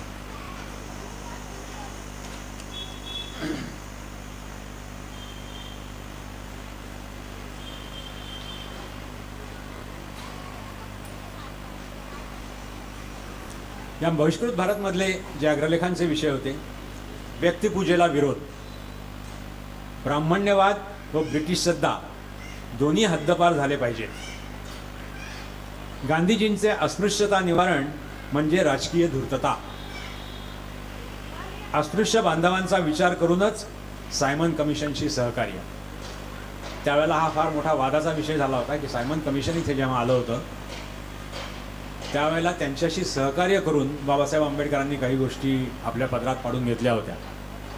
पण त्यामध्ये त्यांचा सगळ्यात मोठा विचार जो होता तो त्यांच्या बांधवांचा होता, की त्यांना माहीत होतं की सायमन कमिशनकडनं जर आपण हे घेतलं नाही तर येणारं सरकार किंवा हे काँग्रेस आणि महात्मा गांधी यांच्याकडून हे आपल्याला कधीच मिळणार नाही. सायमन कमिशन जे आहे ते निदान इम्पार्शल आहे, पक्षपात करणार नाही, निपक्षपाती आहे. त्यांना जात पात आणि उच्चनीचता माहिती नाही, तेव्हा त्यांच्याकडे जर आपण आपलं गाऱ्हाणं सांगितलं तर त्या गाऱ्हाण्याला कदाचित आपल्याला न्याय मिळेल आणि म्हणून त्यांनी त्यावेळेला त्या सायमन कमिशनशी ॲडजस्टमेंट केली होती. त्याच्या अगोदर एक कमिशन आलं होतं की ते कमिशन इथे भारतामध्ये सत्ता हळूहळू लोकांना देण्याचा एक विचार घेऊन कमिशन आलं होतं. आता ते कमिशन आलं त्यावेळेला साहजिकच काही इथे काँग्रेसचं जास्त प्राबल्य होतं, त्यामुळे काँग्रेसचे जे नेते होते, काँग्रेस ज्यांना सांगेल त्या लोकांच्या मुलाखती तिथे घेतल्या जायच्या. त्यावेळेला डॉक्टर बाबासाहेब आंबेडकर सिडनॅम कॉलेजमध्ये प्रोफेसर होते. सिडनॅम कॉलेज हे सरकारी कॉलेज होतं, त्यामुळे तिथे त्यांना काही करण्याचा काही चान्स नव्हता. पण त्यांनी आउट ऑफ द वे जाऊन त्या जो कोणी तो कमिशनर आला होता इथे लोकांची मतं घ्यायला, त्याला कळवलं की मला तुमच्याशी बोलायचं आहे, मी एका अशा लोकांचा प्रतिनिधित्व करतो आणि मला तुमच्याशी बोलायचं. आणि त्यांना परवानगी मिळाली आणि मग त्याच्यात त्यांनी तोंडानी म्हणजे ओरल इंटरव्ह्यू, रिटन इंटरव्ह्यू या दोन्ही गोष्टी त्यांना सादर केल्या आणि त्यांना असं प्रूव्ह करून दिलं की इथे दलितांवर किंवा बहिष्कृतांवर कसा अन्याय होतो आहे आणि जर हे झालं नाही तर याची परिस्थिती पुढे काय होईल. आणि म्हणून त्याच्यात त्यांनी रिझर्व म्हणजे आरक्षित मतदारसंघ याची मागणी त्यावेळेला त्यांनी केली होती आणि ती मागणी त्यांची मान्य होऊन आजपर्यंत आपल्याकडे ते आरक्षित मतदारसंघ आहेत. कारण त्यांचं म्हणणं असं होतं की समजा एखाद्या मतदारसंघामध्ये एक ब्राह्मण उमेदवार, एक ब्राह्मणेतर उमेदवार आणि एक बहिष्कृत उमेदवार असे 3 उमेदवार जर उभे राहिले तर कुठलाच ब्राह्मण उमेदवार बहिष्कृत उमेदवाराला मत देणार नाही. बहिष्कृत उमेदवार हा विचार करत नाही आणि तो इतका लीन असतो की त्याला ब्राह्मण उमेदवारांनी केलेला प्रचार हा नक्कीच आवडेल आणि तो त्याला मत देण्याची शक्यता आहे. तर अशी जर परिस्थिती आहे तर कधीच हे जे बहिष्कृत उमेदवार आहेत ते कधीच निवडून येणार नाहीत आणि त्यांना कधीच स्थान मिळणार नाही. आणि त्याच्याकरता आरक्षित मतदारसंघ असणं आवश्यक आहे आणि ते तुम्ही द्यावे. आणि ह्या गोष्टीला सायमन कमिशनने पण त्यावेळेला मान दिला आणि त्याच्यानंतर आपल्या भारताच्या घटनेमध्ये पण ती गोष्ट आली आणि आज पण ते मतदारसंघ तसे आहेत.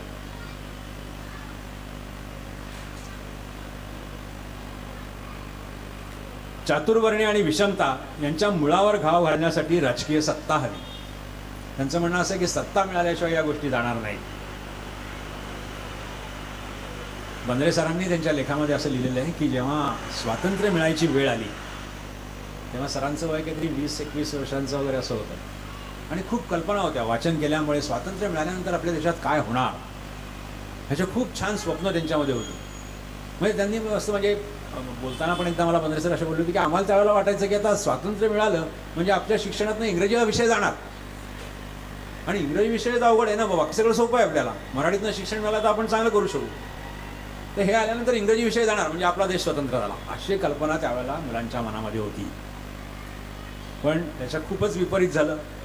जसं ते ब्रिटिश राज्य जरी गेलं तरी इंग्लिश भाषेचं जास्तीत जास्त प्राबल्य आलं आणि आजही आपल्या देशामध्ये अशा अनेक लहान मुलं किंवा उमेदवार विद्यार्थी आहेत की इंग्लिश भाषेमुळे त्यांचं सगळं घोडं अडकतं. आपण खूप म्हणतो की मातृभाषेतच शिक्षण व्हायला पाहिजे, आम्ही नाही का मराठी भाषेत शिकलो तरी आम्ही एवढं चांगलं करिअर केलं, हा एक भाग झाला. पण दुसरा भाग असाही असतो की ज्यांना इंग्रजी येत नाही म्हणून त्यांची पूर्ण प्रगती खुंटते. पण तसं जे आहे ते आहे. महार वतनाची बेडी तोडलीच पाहिजे. खोतांनी कुळांच्या जमिनी बळकावल्या. खोतांच्या झोटिंगशाहीला काँग्रेसचा अप्रत्यक्ष पाठिंबा. हा जो विचार आहे, पूर्वीच्या काळी ज्या जमिनी होत्या, कुळ कायदा आला, कुळ कायदा आल्यामुळे जो कसेल त्याची जमीन असा एक कन्सेप्ट चालू झाला आणि बऱ्याचशा कुळांनी त्यावेळेला काय होते, मालक जे होते ते कुठे दुसरीकडे राहायचे, काय करायचे, तेच जमीन कसायचे, जमीन कसेल त्यांनी, आणि सरकारने पण त्यांच्या नावावर 7/12चा उतारा करून दिला आणि त्या कुळांच्या जमिनी झाल्या. आता कुळं जी होती ना, हे जे लोक होते जमीन कसणारे लोक, ते हे बहिष्कृत लोक, ते सगळे बाबासाहेब आंबेडकरांचे फॉलोअर होते. बाबासाहेब आंबेडकरांनी जे शेतकऱ्यांकरता आणि कामगारांकरता जे काम केलं होतं ते ह्या वर्गाकरता केलेलं होतं आणि त्यांच्या हातात जमिनी आल्यानंतर हे खोत म्हणून जी कम्युनिटी होती त्यांनी त्या कुळांना मारून मुटकून ते सगळे 7/12चे उतारे आपल्या नावावर केले. आता आपल्या नावावर केले तर याची दाद कुणाकडे मागणार? सरकारकडे किंवा त्यावेळेच्या काँग्रेसकडे. पण त्यावेळेला काँग्रेसनी किंवा या सरकारने त्यांच्याकडे कानाडोळा केला. हे त्यांचं दुःख होतं आणि हे दुःख त्यांनी त्याच्यामध्ये सांगितलं. आता ह्या सगळ्या गोष्टींमध्ये बंद्रे सरांनी जे आंबेडकरांबद्दल मत दिलं ते असं आहे, सुरुवातीला जर शिका, संघटित व्हा आणि संघर्ष करा असा प्रचार केला तरी केवळ शिक्षणाने हे भागणार नाही हे ओळखून डॉक्टर आंबेडकर यांनी सामाजिक, आर्थिक आणि राजकीय क्षेत्रात काम करण्यास सुरुवात केली. डॉक्टर आंबेडकरांच्या वृत्तपत्रांना सर्वत्र विरोध व उपहासच मिळाला, तरी आपले मत जनतेपर्यंत व विरोधकांना उत्तरे देण्यासाठी त्यांनी वृत्तपत्रे चालवणे चालू ठेवले. डॉक्टर आंबेडकर आणि महात्मा गांधी यांचा कार्यकाल एकच होता आणि पण त्यांचे विचार टोकाचे होते, भिन्न होते. त्यामुळे डॉक्टर आंबेडकरांना सनातन्यांबरोबर आणि काँग्रेस आणि गांधीजी या दोघांबरोबरही 2 हात करावे लागले. हिंदू धर्मातच राहून अस्पृश्यता निवारण करणे ही खरं म्हणजे डॉक्टर बाबासाहेब आंबेडकरांची इच्छा होती. पण ते विषाचे अमृत करणे एवढे कठीण असल्याचा त्यांचा निष्कर्ष झाला आणि म्हणून त्यांनी धर्मांतर केलं. सहानुभूती, समता, न्याय या तत्वांकरता बौद्ध धर्माचा स्वीकार केला. डॉक्टर आंबेडकरांना वाटलेल्या भीतीप्रमाणे उच्च शिक्षित दलित वर्ग हा जो आहे त्यांनी एक स्वतःचा वेगळाच ब्राह्मण वर्ग निर्माण केला. हा मुद्दा डॉक्टर बंद्रे सरांनी मांडलेला मुद्दा आहे की जे दलित होते त्यांच्यामध्ये ज्या काही त्यांना फॅसिलिटीज मिळाल्या, ज्या काही सवलती मिळाल्या त्याच्यावरनं तेही उच्च शिक्षित झाले. पण जे उच्च शिक्षित झाले त्यांनी आपला एक वेगळा ब्राह्मण वर्ग म्हणजे ते ब्राह्मणच झाले. त्यांच्याकडे पैसा आला, त्यांच्याकडे शिक्षण आले, त्यांच्याकडे पदं आली, त्यांच्याकडे मोठ्या मोठ्या नोकऱ्या आल्या, मग ते आपल्या या बांधवांना विसरले. ही बंद्रे सरांना वाटलेली खंत आहे. वास्तविक या वर्गाने अजून मागासलेल्यांना वर आणून त्या बांधवांकरता कार्य करणे आवश्यक होते. पण दुर्दैवाने तो वर्गही बाबासाहेबांची ही शिकवण विसरला आहे. पूर्वीपेक्षा दलितांचा देवभोळेपणा कमी झाला आहे. बौद्ध धर्म स्वीकारल्यानंतर देव मानायचा नाही, कर्मकांड करायची नाहीत, पूजा अर्चा करायची नाही, धूप दीप नैवेद्य हे सगळं बंद, अशी शिकवण बौद्ध धर्माची होती. पण होतं कसं की हे लोक सगळेजण पहिल्यांदा हिंदू धर्मात होते आणि पिढ्यानपिढ्या त्यांच्यावर हे सगळे संस्कार झालेले होते, त्यामुळे ते एवढं सहजासहजी विसरणं त्यांना शक्य नव्हतं. तरी पण दीक्षाभूमीवरील कुंकू, अष्टगंध, पानफुले, उदबत्त्या, मेणबत्त्या, जपमाळा या दुकानांची संख्या दरवर्षी वाढते. त्यामुळे अंगारे, गंडे, ताईत वगैरे अंधश्रद्धांना दीक्षाभूमीवर चंचू प्रवेश मिळाला. म्हणजे बघा, जे होतं ते परत आलं. बुद्ध मूर्तीची घरात प्राणप्रतिष्ठा करणे, फळांचा नैवेद्य दाखवणे, तिची सागरसंगीत पूजा करणे हे काही स्मारक पूजेत बसत नाही. पण दीक्षाभूमीवर निरक्षर भाविकच नव्हे तर पदवीधर सुखवस्तू दीक्षितही हे करताना दिसतात. आज जर तुम्ही दीक्षाभूमीवर गेलात तर जे सुशिक्षित आहेत तेही जेव्हा आंबेडकरांचं दर्शन घ्यायला जातात तेव्हा तिथे फळं अर्पण करतात, त्याला उदबत्ती लावतात, तिथे देव लावतात. वास्तविक व्यक्तिपूजा, व्यक्तिस्तोम, कर्मकांड या गोष्टींचा डॉक्टर बाबासाहेब आंबेडकरांनी तीव्र विरोध केला होता. तसेच बौद्ध धर्माच्याही हे विरोधी आहे. तरीही ज्या पद्धतीने त्यांच्याबद्दलचा आदर व्यक्त केला जातो तो त्यांच्या शिकवणुकीला छेद देणारा ठरतो. म्हणून बौद्ध धम्म समाजियांनी अशी व्यक्तिपूजा व कर्मकांड याला संपूर्ण फाटा देणे हीच डॉक्टर बाबासाहेब आंबेडकरांना खरी श्रद्धांजली आहे, असं डॉक्टर प्रकाश बंद्रे यांचं मत आहे. यानंतर बंद्रे सरांनी डॉक्टर बाबासाहेब आंबेडकरांची जी भाषा होती त्या भाषेची चर्चा केली. त्यांच्या लेखांमधलं जे भाषा वैभव होतं, एक तर बेसिकली जेव्हा डॉक्टर बाबासाहेब आंबेडकर लिहायचे तेव्हा त्यांचा सगळ्यात मूळ जो गाभा होता तो म्हणजे त्यांचं सकस वाचन. प्रचंड प्रमाणावर त्यांनी वाचन केलं होतं. आणि या विद्वान लोकांचा एक गुण असा असतो की हे लोक एकदा जे वाचतात ते यांच्या डोक्यात साठतं, परत वाचावं लागत नाही. आपण म्हणतो ना, आता कॉम्प्युटरवर आपण काहीतरी हायलाईट करतो आणि सेव्ह करतो, यांना सेव्ह करावं लागत नाही, यांच्या ब्रेनमध्ये ऑटोमॅटिक साठवलं जातं. असा यांचा वाचनाचा गुण होता आणि ते खूप मोठ्या प्रमाणावर सकस त्यांनी वाचन केलं होतं. मराठी भाषेचा त्यांचा गाढा अभ्यास होता. अग्रलेखांमध्ये त्यांनी अनेक म्हणी आणि वाक्प्रचार यांचा वापर केला होता. महात्मा गांधींना ते मुंह में राम आणि बगल में छुरी असं म्हणायचे. आप घरी बाटा, बाप घरी बाटा, माकडाच्या हाती बोलीत, डोळ्यात केर आणि कानात फुंकर. आपण जे म्हणतो ना, आग रामेश्वरी आणि बंब सोमेश्वरी, तसं यांचा जो डॉक्टरांनी जे म्हणून वापरली की डोळ्यात केर आणि कानात फुंकर. मुसलमानांचे उष्टे सोळे पण अस्पृश्यांचे ओळे. चातुर्वर्णी आणि जातीव्यवस्था त्यांना नेस्तनाबूत करायची होती. त्याकरता धर्मांतराचा तेजस्वी मार्ग त्यांनी स्वीकारला. डॉक्टर बाबासाहेब आंबेडकर सर्व दलित जमातींना एकत्र करू शकले नाही, हे डॉक्टर बंद्रे सरांचं एक दुःख आहे. डॉक्टर आंबेडकर आणि महात्मा गांधी हेही एकत्र येऊन अस्पृश्यांविरुद्ध काही करू शकले नाहीत आणि तो प्रश्न मिटवू शकले नाहीत. डॉक्टर आंबेडकरांचा मुख्य गुरु गौतम बुद्ध आणि त्याचे स्वातंत्र्य, समता आणि न्याय या तत्वांमुळे ते प्रभावित झालेले होते. 14 ऑक्टोबर 1956 साली डॉक्टर बाबासाहेब आंबेडकरांनी 5 लाख अनुयायांसह बौद्ध धर्म स्वीकारला. पण 2 महिन्यातच त्यांचे महानिर्वाण झाले. त्यामुळे 15 वर्षात भारत बौद्धमय करण्याची त्यांची इच्छा अपुरी राहिली. त्यांनी अनुयायांना सांगितले होते की हा रथ पुढे जाणारा आहे, त्याला निदान मागे तरी जाऊ देऊ नका. पण त्यांच्या साऱ्या अपेक्षांचा भंग झालेला दिसतो.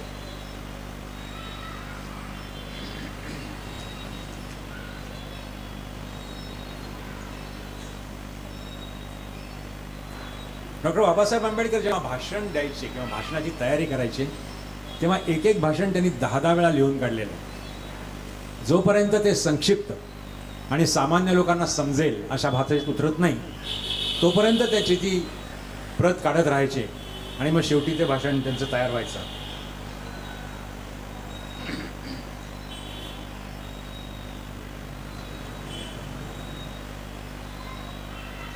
सामाजिक, राजकीय आणि धार्मिक या सर्व क्षेत्रांमध्ये डॉक्टर बाबासाहेब आंबेडकरांना साथ देणे दूरच पण अधिकाधिक त्रास देण्याचे काम वृत्तपत्रादी लोकांनी केले. त्यावेळेला जी वृत्तपत्र होती त्या सगळ्या वृत्तपत्रांनी त्यांना विरोधच केला, त्यांची थट्टा केली आणि जिथे जिथे शक्य असेल तिथे तिथे त्यांच्या सगळ्या सामाजिक उपक्रमांमध्ये अडथळा आणण्याचाच प्रयत्न केला. मूकनायक या वृत्तपत्राची जाहिरातही केसरीने नाकारली. जेव्हा वृत्तपत्र चालू झालं तेव्हा सगळ्याच लोकांना, केसरीच्या वाचकांनाही हे कळावं की बाबा मूकनायक नावाचं एक आता वृत्तपत्र येतं आहे आणि त्याच्यामधनं डॉक्टर बाबासाहेब आंबेडकर काहीतरी तुम्हाला सांगू पाहतायत. ह्याच्याकरता पदरमोड करून डॉक्टर बाबासाहेब आंबेडकरांनी केसरीमध्ये जाहिरात दिली होती, पण ती जाहिरात देण्याचं पण केसरीने नाकारलं. अशा परिस्थितीतही खडतर अवस्थेत डॉक्टर आंबेडकरांनी वृत्तपत्रे चालवली, कारण त्यांच्या कार्याचे विवरण व विरोधकांना उत्तर हे याशिवाय लोकांपुढे शक्य नव्हतं. डॉक्टर आंबेडकर एक सव्यसाची पंडित होते. त्यांच्या लिखाणात वक्तृत्व आणि प्रवाहित्व दिसून येते. त्यांची शब्दरचना अर्थवाही होती. हा शब्द डॉक्टर बंद्रेंनी काढलेला शब्द आहे, अर्थवाही. त्यांची भाषा ही अर्थवाही होती, म्हणजे ती भाषा बोलायला लागल्यानंतर आपोआप त्याच्यातून अर्थ वाहत असे. म्हणजे ज्या वेळेला हा शब्द त्यांना सुचलाच, त्याच्यानंतर मी त्यांना भेटायला गेलो होतो आणि त्यांनी मला आवर्जून सांगितलं होतं की हा शब्द मला सुचला आणि मी हा इथे मुद्दाम लिहिला आहे म्हणून. प्रतिपक्षावर हल्ला करताना ते ग्रामीण शब्दांचा बिनदिक्कत वापर करीत असत, कारण त्यांचा वाचक वर्ग हा सामान्य ग्रामीण होता. त्यामुळे त्यांना कळण्याकरता त्याच भाषेत ते लिहित असत. आम्हाला जर कशाचा क्रोध असेल, डॉक्टर आंबेडकरांनी लिहिलंय की आम्हाला जर कशाचा क्रोध असेल तर गांधीवाद्याच्या बुळगांड्या तत्वज्ञानाचा. गांधीजी घुबडासारखे अपवित्र आणि अशुभ आहेत असे त्यांचे लेख त्यावेळेला बहिष्कृत भारतमध्ये आले होते. ग्रामीण शब्द, ग्रामीण भाषा, ग्रामीण कथा, संत उदाहरणे, दृष्टांत, उपहास, उपरोध, वक्रोक्ती या सर्व बाबींचा त्यांच्या लिखाणामध्ये उपयोग होता. शेवटचं जे त्यांचं वर्तमानपत्र होतं प्रबुद्ध भारत, तर ते जेव्हा त्यांनी केलं तेव्हा त्याचं त्यांनी जे ब्रीदवाक्य लिहिलं होतं ते ब्रीदवाक्य असं होतं की गुलामाला सांगा की तू गुलाम आहेस, तरच तू उठून पेटेल. आणि तेच त्यांचं वाक्य होतं त्यांच्या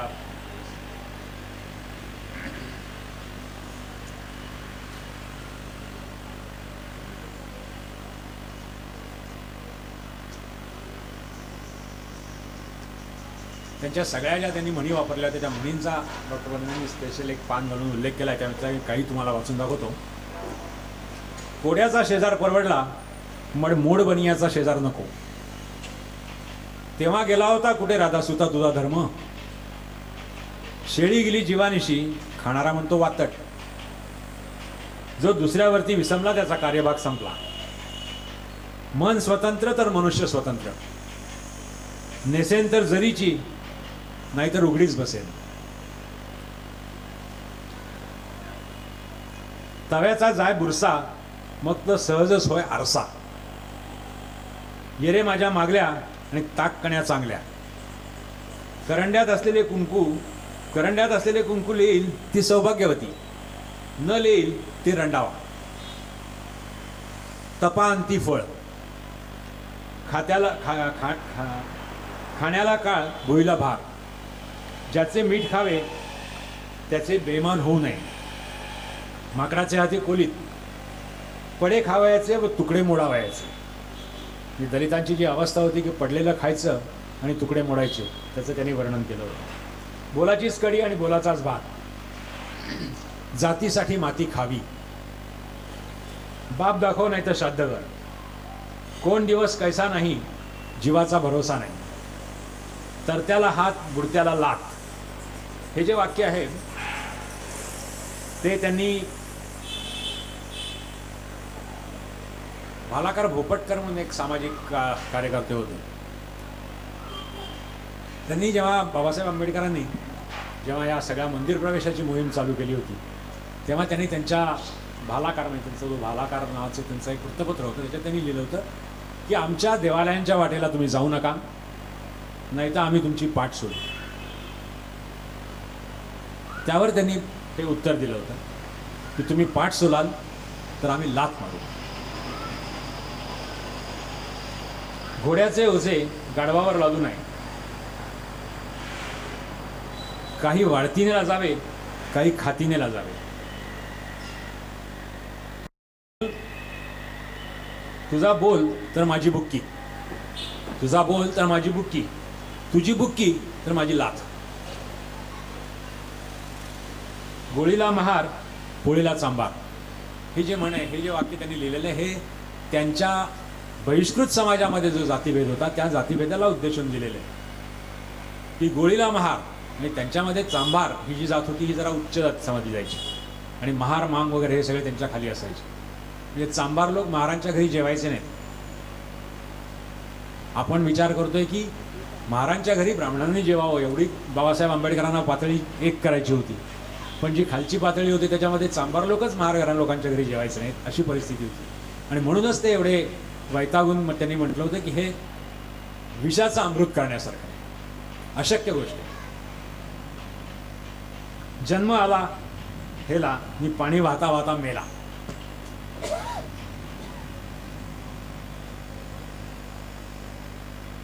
तर अशा तऱ्हेच्या सर्व म्हणींचा त्यांनी वापर केला होता. हे सगळे चॅप्टर झाल्यानंतर शेवटचं जे परिशिष्ट बंद्रे सरांनी लिहिलं ते परिशिष्ट म्हणजे बंद्रे सरांच्या चिकाटीचा एकदम परमोच्च बिंदू आहे. ही जी काही 500 पानं लिहिली त्या 500 पानांचं त्यांनी परिशिष्ट बनवलं होतं. त्या परिशिष्टामध्ये व्यक्तिविशेष आणि प्रसंगविशेष असे 2 भाग आहेत आणि साधारणपणे 150 ते 200 व्यक्तींची त्याच्यामध्ये नावं आहेत की ज्यांचा उल्लेख त्यांच्या प्रबंधामध्ये आलेला आहे.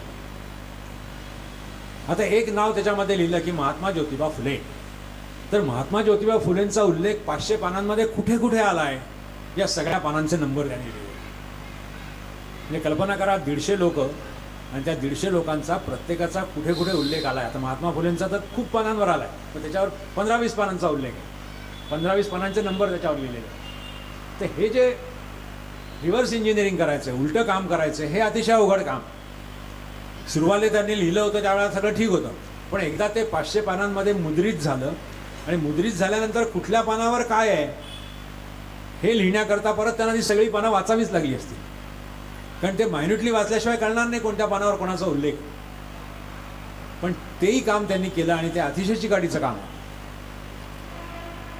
या प्रबंधाच्या पूर्ण करण्यामध्ये ह्या सगळ्या ज्या गोष्टी होत्या याच्यामध्ये बंद्रे सरांना फार कमी सहाय्य मिळालं. कारण एक तर गोष्ट अशी होती की सगळं सरांना आपणच करायचं होतं, कारण ते त्यांच्या दृष्टीनेच तेवढं परफेक्ट व्हायला पाहिजे.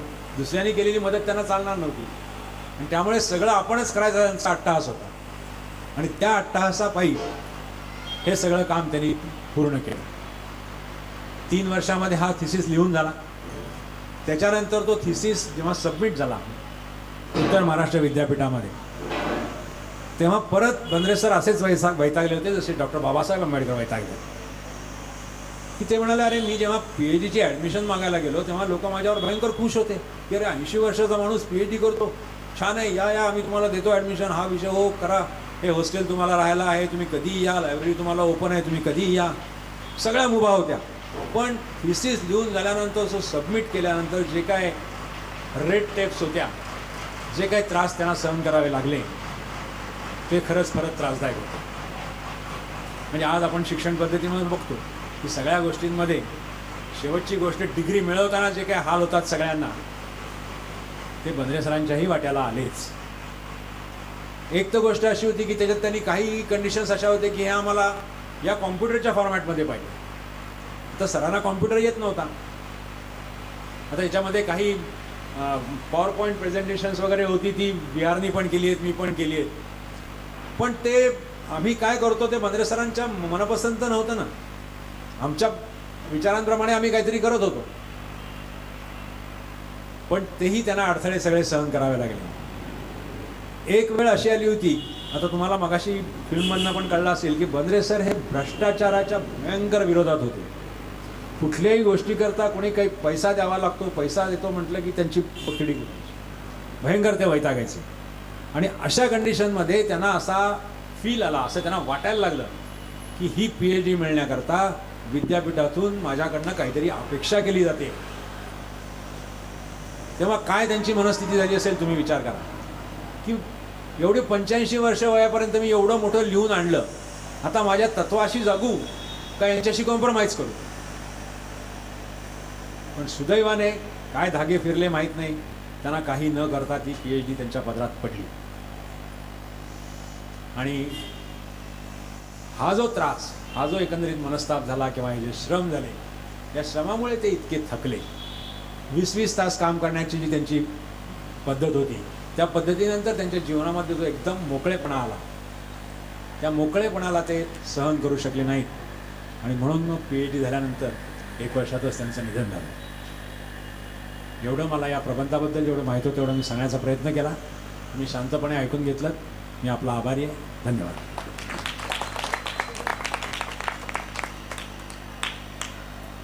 श्रीमती बंद्रे यांना तुम्हाला काहीतरी सांगायचं आहे. किरण देशपांडे, अत्रे कट्टाचे सर्व उपस्थित आणि इतर चिंतक. किरण देशपांडेंनी इतकं विस्तृतपणे सर्व सांगितलं आहे की खरं म्हणजे ते ऐकताना मीच भारावून गेले आहे. माझे पती डॉक्टर प्रकाश बंद्रे यांनी PhD करता अमाप मेहनत घेतली आणि अर्थात त्याची मी घरातच असल्यामुळे साक्षीदार होतेच, परंतु त्यांच्यासारखे अमाप श्रम घेणारा दुसरा माणूस मी खरोखरच पाहिलेला नाही.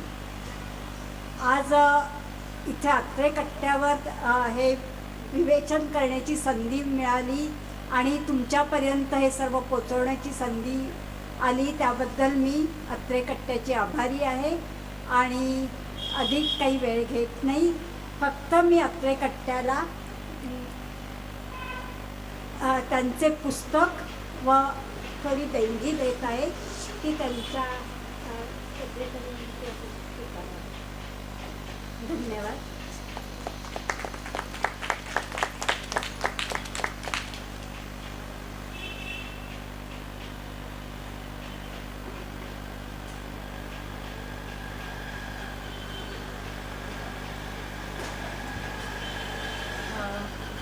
आत्ताच आपण कैलासवासी आणि आदरणीय श्री प्रकाश बंद्रे सरांची माहिती ऐकली. असे थोर मुख्याध्यापक आम्हाला सर म्हणून लाभले, हे आमचे थोरच भाग्य. त्यांनी आम्हाला जी शिकवण दिली ती पुढच्या पिढीला शिकवण्याची जबाबदारी आम्ही घेतो. म्हणून त्यांच्यासाठी मी 2 ओळी एक गाण्याच्या स्वरूपात सादर करते. गुरुने दिला ज्ञान रूपी वसा, आम्ही चालवू हा पुढे वारसा. गुरुने दिला ज्ञान रूपी वसा, आम्ही चालवू हा पुढे वारसा. थँक्यू. माझ्या विनंतीला मान देऊन जे मान्यवर इथे उपस्थित राहिले आहेत त्यांना मी व्यासपीठावर सन्मानासाठी बोलवू इच्छिते. मी श्री विनायक जोशी यांना विनंती करते की त्यांनी फुलाची पाकळी देऊन सन्मान करावा. सर्वात प्रथम बंद्रे सरांची कन्या सौ प्रज्ञा बंद्रे तेलंग या माझ्या विनंतीला मान देऊन इथे उपस्थित राहिल्या. तुम्ही प्लीज व्यासपीठा.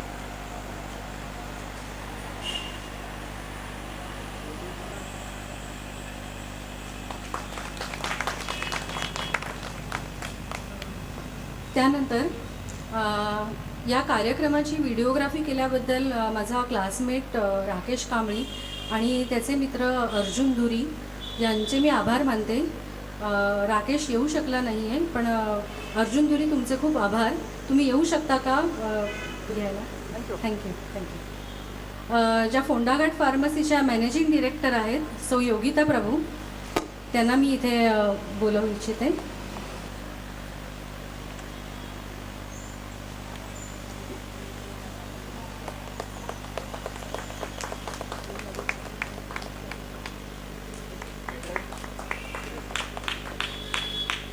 त्यांचा नातू आणि त्यांचे जावई इथे उपस्थित राहिले.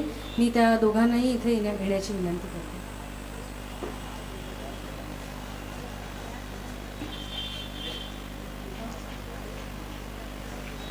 विहार तेलंग, त्यांच्या जावयांचं नाव विहार तेलंग आणि त्यांच्या नातवाचं नाव आहे चिन्मय तेलंग, सॉरी तन्मय तेलंग.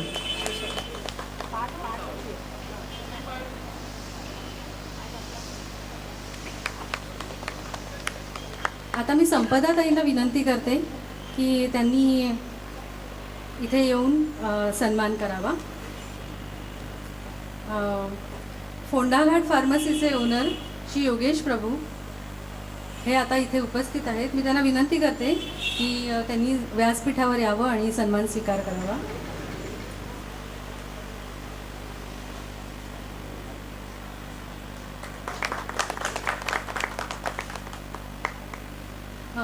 त्यानंतर मुंबई पोर्ट ट्रस्टचे कल्याण अधिकारी, लोकविकास समाज संस्थेचे अध्यक्ष आणि उच्च शिक्षित श्री चंद्रशेखर भावसार यांना मी इथे बोलवते.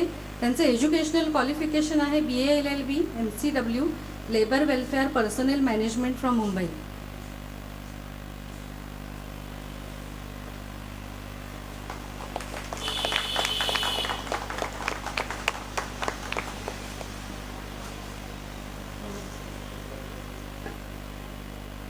धन्यवाद संपदाताई. आता मी श्री जांभेकरांना बोलवते की त्यांनी सन्मान करावा. साई सेवा मंडळाचे अध्यक्ष आणि बंद्रे सरांचा अतिशय लाडका विद्यार्थी इथे आला आहे. त्यांनी प्लीज व्यासपीठावर यावे. आशिष पाटील, श्री आशिष पाटील.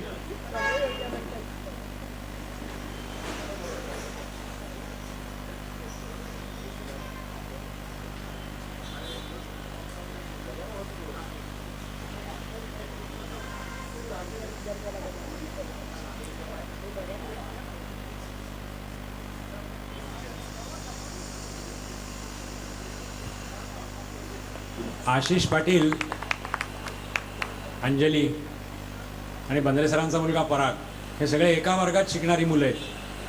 पहिलीपासून 10वीपर्यंत एका वर्गात होते सगळे.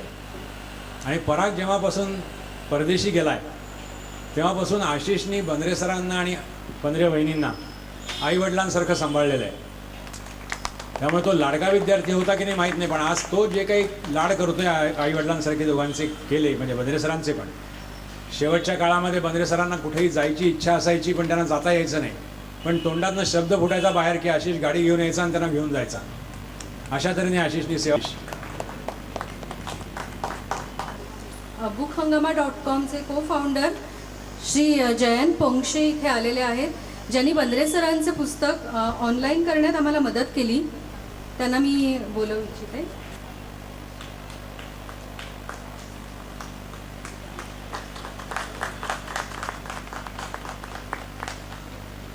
आणि आपल्या सरांचा अजून एक विद्यार्थी इथे आला आहे जो मिलिटरी सोल्जर आहे आणि त्यांनी कारगिल युद्धामध्ये सहभाग घेतला होता. साऊथ आफ्रिकेला, काँगोमध्ये इंडियाच्या शांती सेनेत तो सहभागी होता. मी त्याला प्लीज आमंत्रित करते की त्याने प्लीज इथे यावे व्यासपीठावर. प्रकाश तोरसकर.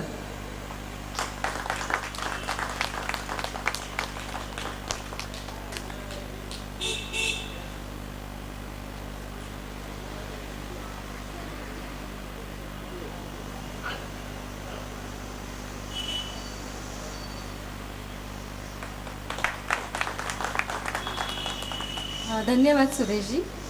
ॲक्च्युली आपल्याकडे आम्ही खूप मान्यवर येऊ शकले नाही आहेत. मी त्यांची नावं बसते पण त्यांच्या सदिच्छा आपल्या पाठीशी आहेत. श्री अवधूत रेगे हे येऊ शकले नाही आहेत. ते प्रसिद्ध गायक होते, सारेगमप विजेता होते. ते आपल्यापुढे गाणंही सादर करणार होते पण ते येऊ शकले नाही आहेत. DD सह्याद्री चॅनलच्या, मुंबई दूरदर्शनच्या आणि आकाशवाणीच्या निवेदिका आणि सिरियल आणि जाहिरातीच्या निर्मात्या सौ उन्नती बागुल, ज्यांचं स्वतःचं प्रोडक्शन आहे आणि ज्यांनी ज्या लोकविकास सामाजिक संस्थेच्या उपाध्यक्ष आहेत त्याही येऊ शकल्या नाही आहेत. एक आपल्या ठाण्याच्याच कॅडबरी इथे तंदूर चिली हॉटेलचे मालक श्री निलेश शिरोडकर हेही उपस्थित होऊ शकले नाही आहेत. आणि जिद्द शाळेच्या प्रिन्सिपल सौ अर्चना शेटे याही इथे उपस्थित होऊ शकल्या नाही आहेत. पण त्यांच्या सदिच्छा आपल्यापाशी आहेत. आता मी संगीता कुलकर्णी यांना आमंत्रित करते की त्यांनी प्रमुख पाहुण्यांना आणि श्रीमती वसुधा बंद्रे यांना फुलाची पाकळी देऊन त्यांचा सत्कार करावा.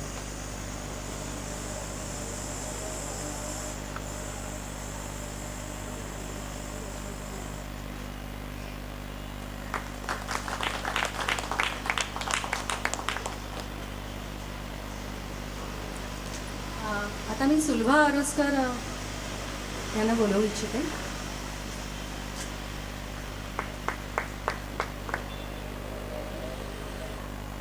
नमस्कार. आज आपण एका वेगळ्या अशा विश्वामध्ये गेलो. डॉक्टर बाबासाहेब आंबेडकर यांना आपण घटनेचे शिल्पकार किंवा त्यांच्या समाजासाठी त्यांनी दिलेला लढा हे आपल्याला सगळ्यांनाच माहीत आहे, पण ते अगदी थोड्या प्रमाणात माहीत होतं. म्हणजे आपण त्या विषयाला फक्त स्पर्श करावा इतकं आपल्या सगळ्यांना ते माहीत होतं. तर आज आपल्याला डॉक्टर प्रकाश बंद्रे, कैलासवासी प्रकाश बंद्रे यांच्या जीवनपट ज्यांनी आपल्याला उलगडून दाखवला, त्या किरण देशपांडेंमुळे आपल्याला डॉक्टर आंबेडकरांचे विचार खोलवर ऐकायला मिळाले, खोलवर त्यांच्याबद्दल थोडासा तरी परामर्श घ्यायला मिळाला.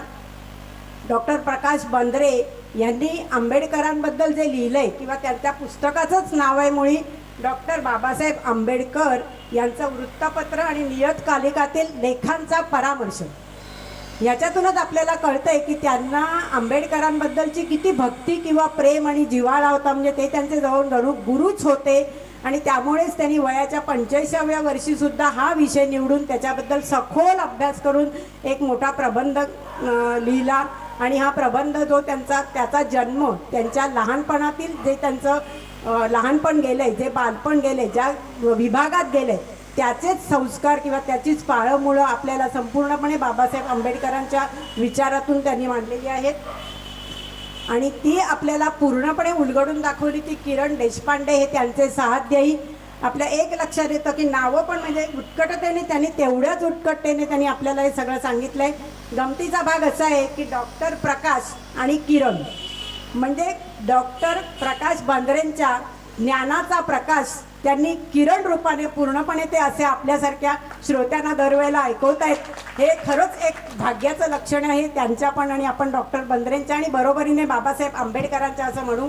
स्वातंत्र्य काळात किंवा स्वातंत्र्यानंतर किंवा आधी आपल्याकडे बरेच चांगले लोक किंवा बरेच विचारी वैचारिक लोक होऊन गेले.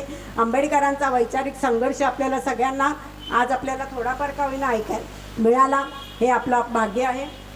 त्यांच्या सहचारिणी वसुधाताई बंद्रे पण आज येथे आलेल्या आहेत. संपूर्ण जीवनभर त्यांनी प्रकाशजींना खरंच मनापासून साथ दिलेली आहे. त्यांच्या प्रत्येक कार्यात त्यांचा खूप मोठा वाटा आहे आणि त्यामुळेच आपण त्यांच्याशी पूर्णपणे समरस झालेल्या होत्या. त्यांनी आज इकडे येऊन आपल्याला देणगीही दिली, हे त्यांचं हे आपलं भाग्य आहे आणि आपल्याला आम्हाला समृद्ध केलेलं आहे विचारांनी पण. त्यामुळे त्या दोघांचे, किरण देशपांडे आणि वसुधाताईंचे मी आभार मानते. आणि ती देणगी संपदा वागळे आणि मिदुला ठुसे यांच्याकडे सुपूर्द करण्यात येईल. मान्यवरांचे आभार मानावे तेवढे थोडे आहेत, कारण आज अनेक मान्यवरांमुळे आमचा कट्टा प्रफुल्लित झालेला आहे. आभार प्रदर्शन म्हणजे काय? Thanks giving. थँक्स गिव्हिंग म्हणजे आपण काय म्हणतो की आपण आभार मानतो ते आमच्याकडे पुन्हा पुन्हा तुम्ही यावं आणि पुन्हा पुन्हा आमच्याकडे आमच्या कट्ट्यावर वळावं म्हणून आपण हे असे आभार मानतो. तर मान्यवरांना आमची विनंती आहे की फक्त आजच्या कार्यक्रमापुरतं नाही तर मधून मधून तरी तुमचे पाय आमच्या कट्ट्याकडे वळले तर आम्हाला ते जास्त आवडेल आणि जास्त अभिमानाचं होईल. आज प्रेक्षक कमी आहेत, पण आपण धनश्री लेले नेहमी म्हणते की रसिकांचा कान आहे तर कार्यक्रमाला शान आहे. आपण असं म्हणूया की आज दर्जेदार रसिक आपल्याला ऐकायला मिळालेला आहे आणि असा रसिक आम्हाला दरवेळेलाच मिळत असतो. त्याबद्दल सर्व रसिकांचेही धन्यवाद. आमची अंजली 5-6 महिने झाले आमच्या कट्ट्याशी निगडीत आहे, तरी तिने खूप चांगल्या परीने नियोजन करून आजचा कार्यक्रम खूप चांगल्या प्रकारे पार पडला आहे. त्याबद्दल तिला शाबास. आणि कमी तिथे आम्ही म्हणणारा आमचा अविनाश, म्हणजे आमच्या कट्ट्याचा नारायण हा खरोखरच आम्हाला कुठच्याही बाबतीत नेहमी मदत करत असतो, तर त्याला आमची शाबासकीची थाप दरवेळेलाच असते, तशी ती आजही आहे. आता मी पुढल्या बुधवारच्या कार्यक्रमाचं तुम्हाला स्वरूप सांगते. पुढला बुधवार 28 फेब्रुवारी म्हणजे भाषा दिन आहे. या दिवशी आम्ही आमचे कट्ट्याचेच पण अत्यंत उत्तम लेखक आणि समीक्षक आणि वैचारिक असे डॉक्टर अनंत देशमुख हे या पुढल्या बुधवारी आपल्याला लाभलेले आहेत आणि त्यांचा विषय पण विवा शिरवाडकरच आहे. पण विवा शिरवाडकरांचा वेगळा प्रवास, ते साहित्यिक प्रवास ते आपल्याला उलगडून दाखवणार आहे. त्यांच्या कथा, कादंबऱ्या याविषयीचा प्रवास ते आपल्याला उलगडून दाखवणार आहेत. तर तुम्हीसुद्धा जे मान्यवर आज आले ते सुद्धा जर पुढच्या बुधवारी ऐकायला आले तर त्यांच्या ज्ञानामध्ये खरोखरच खूप मोठी वैचारिक भर पडेल याची मला खात्री आहे. आता राष्ट्रगीत होईल आणि आजच्या कट्ट्याची सांगता होईल.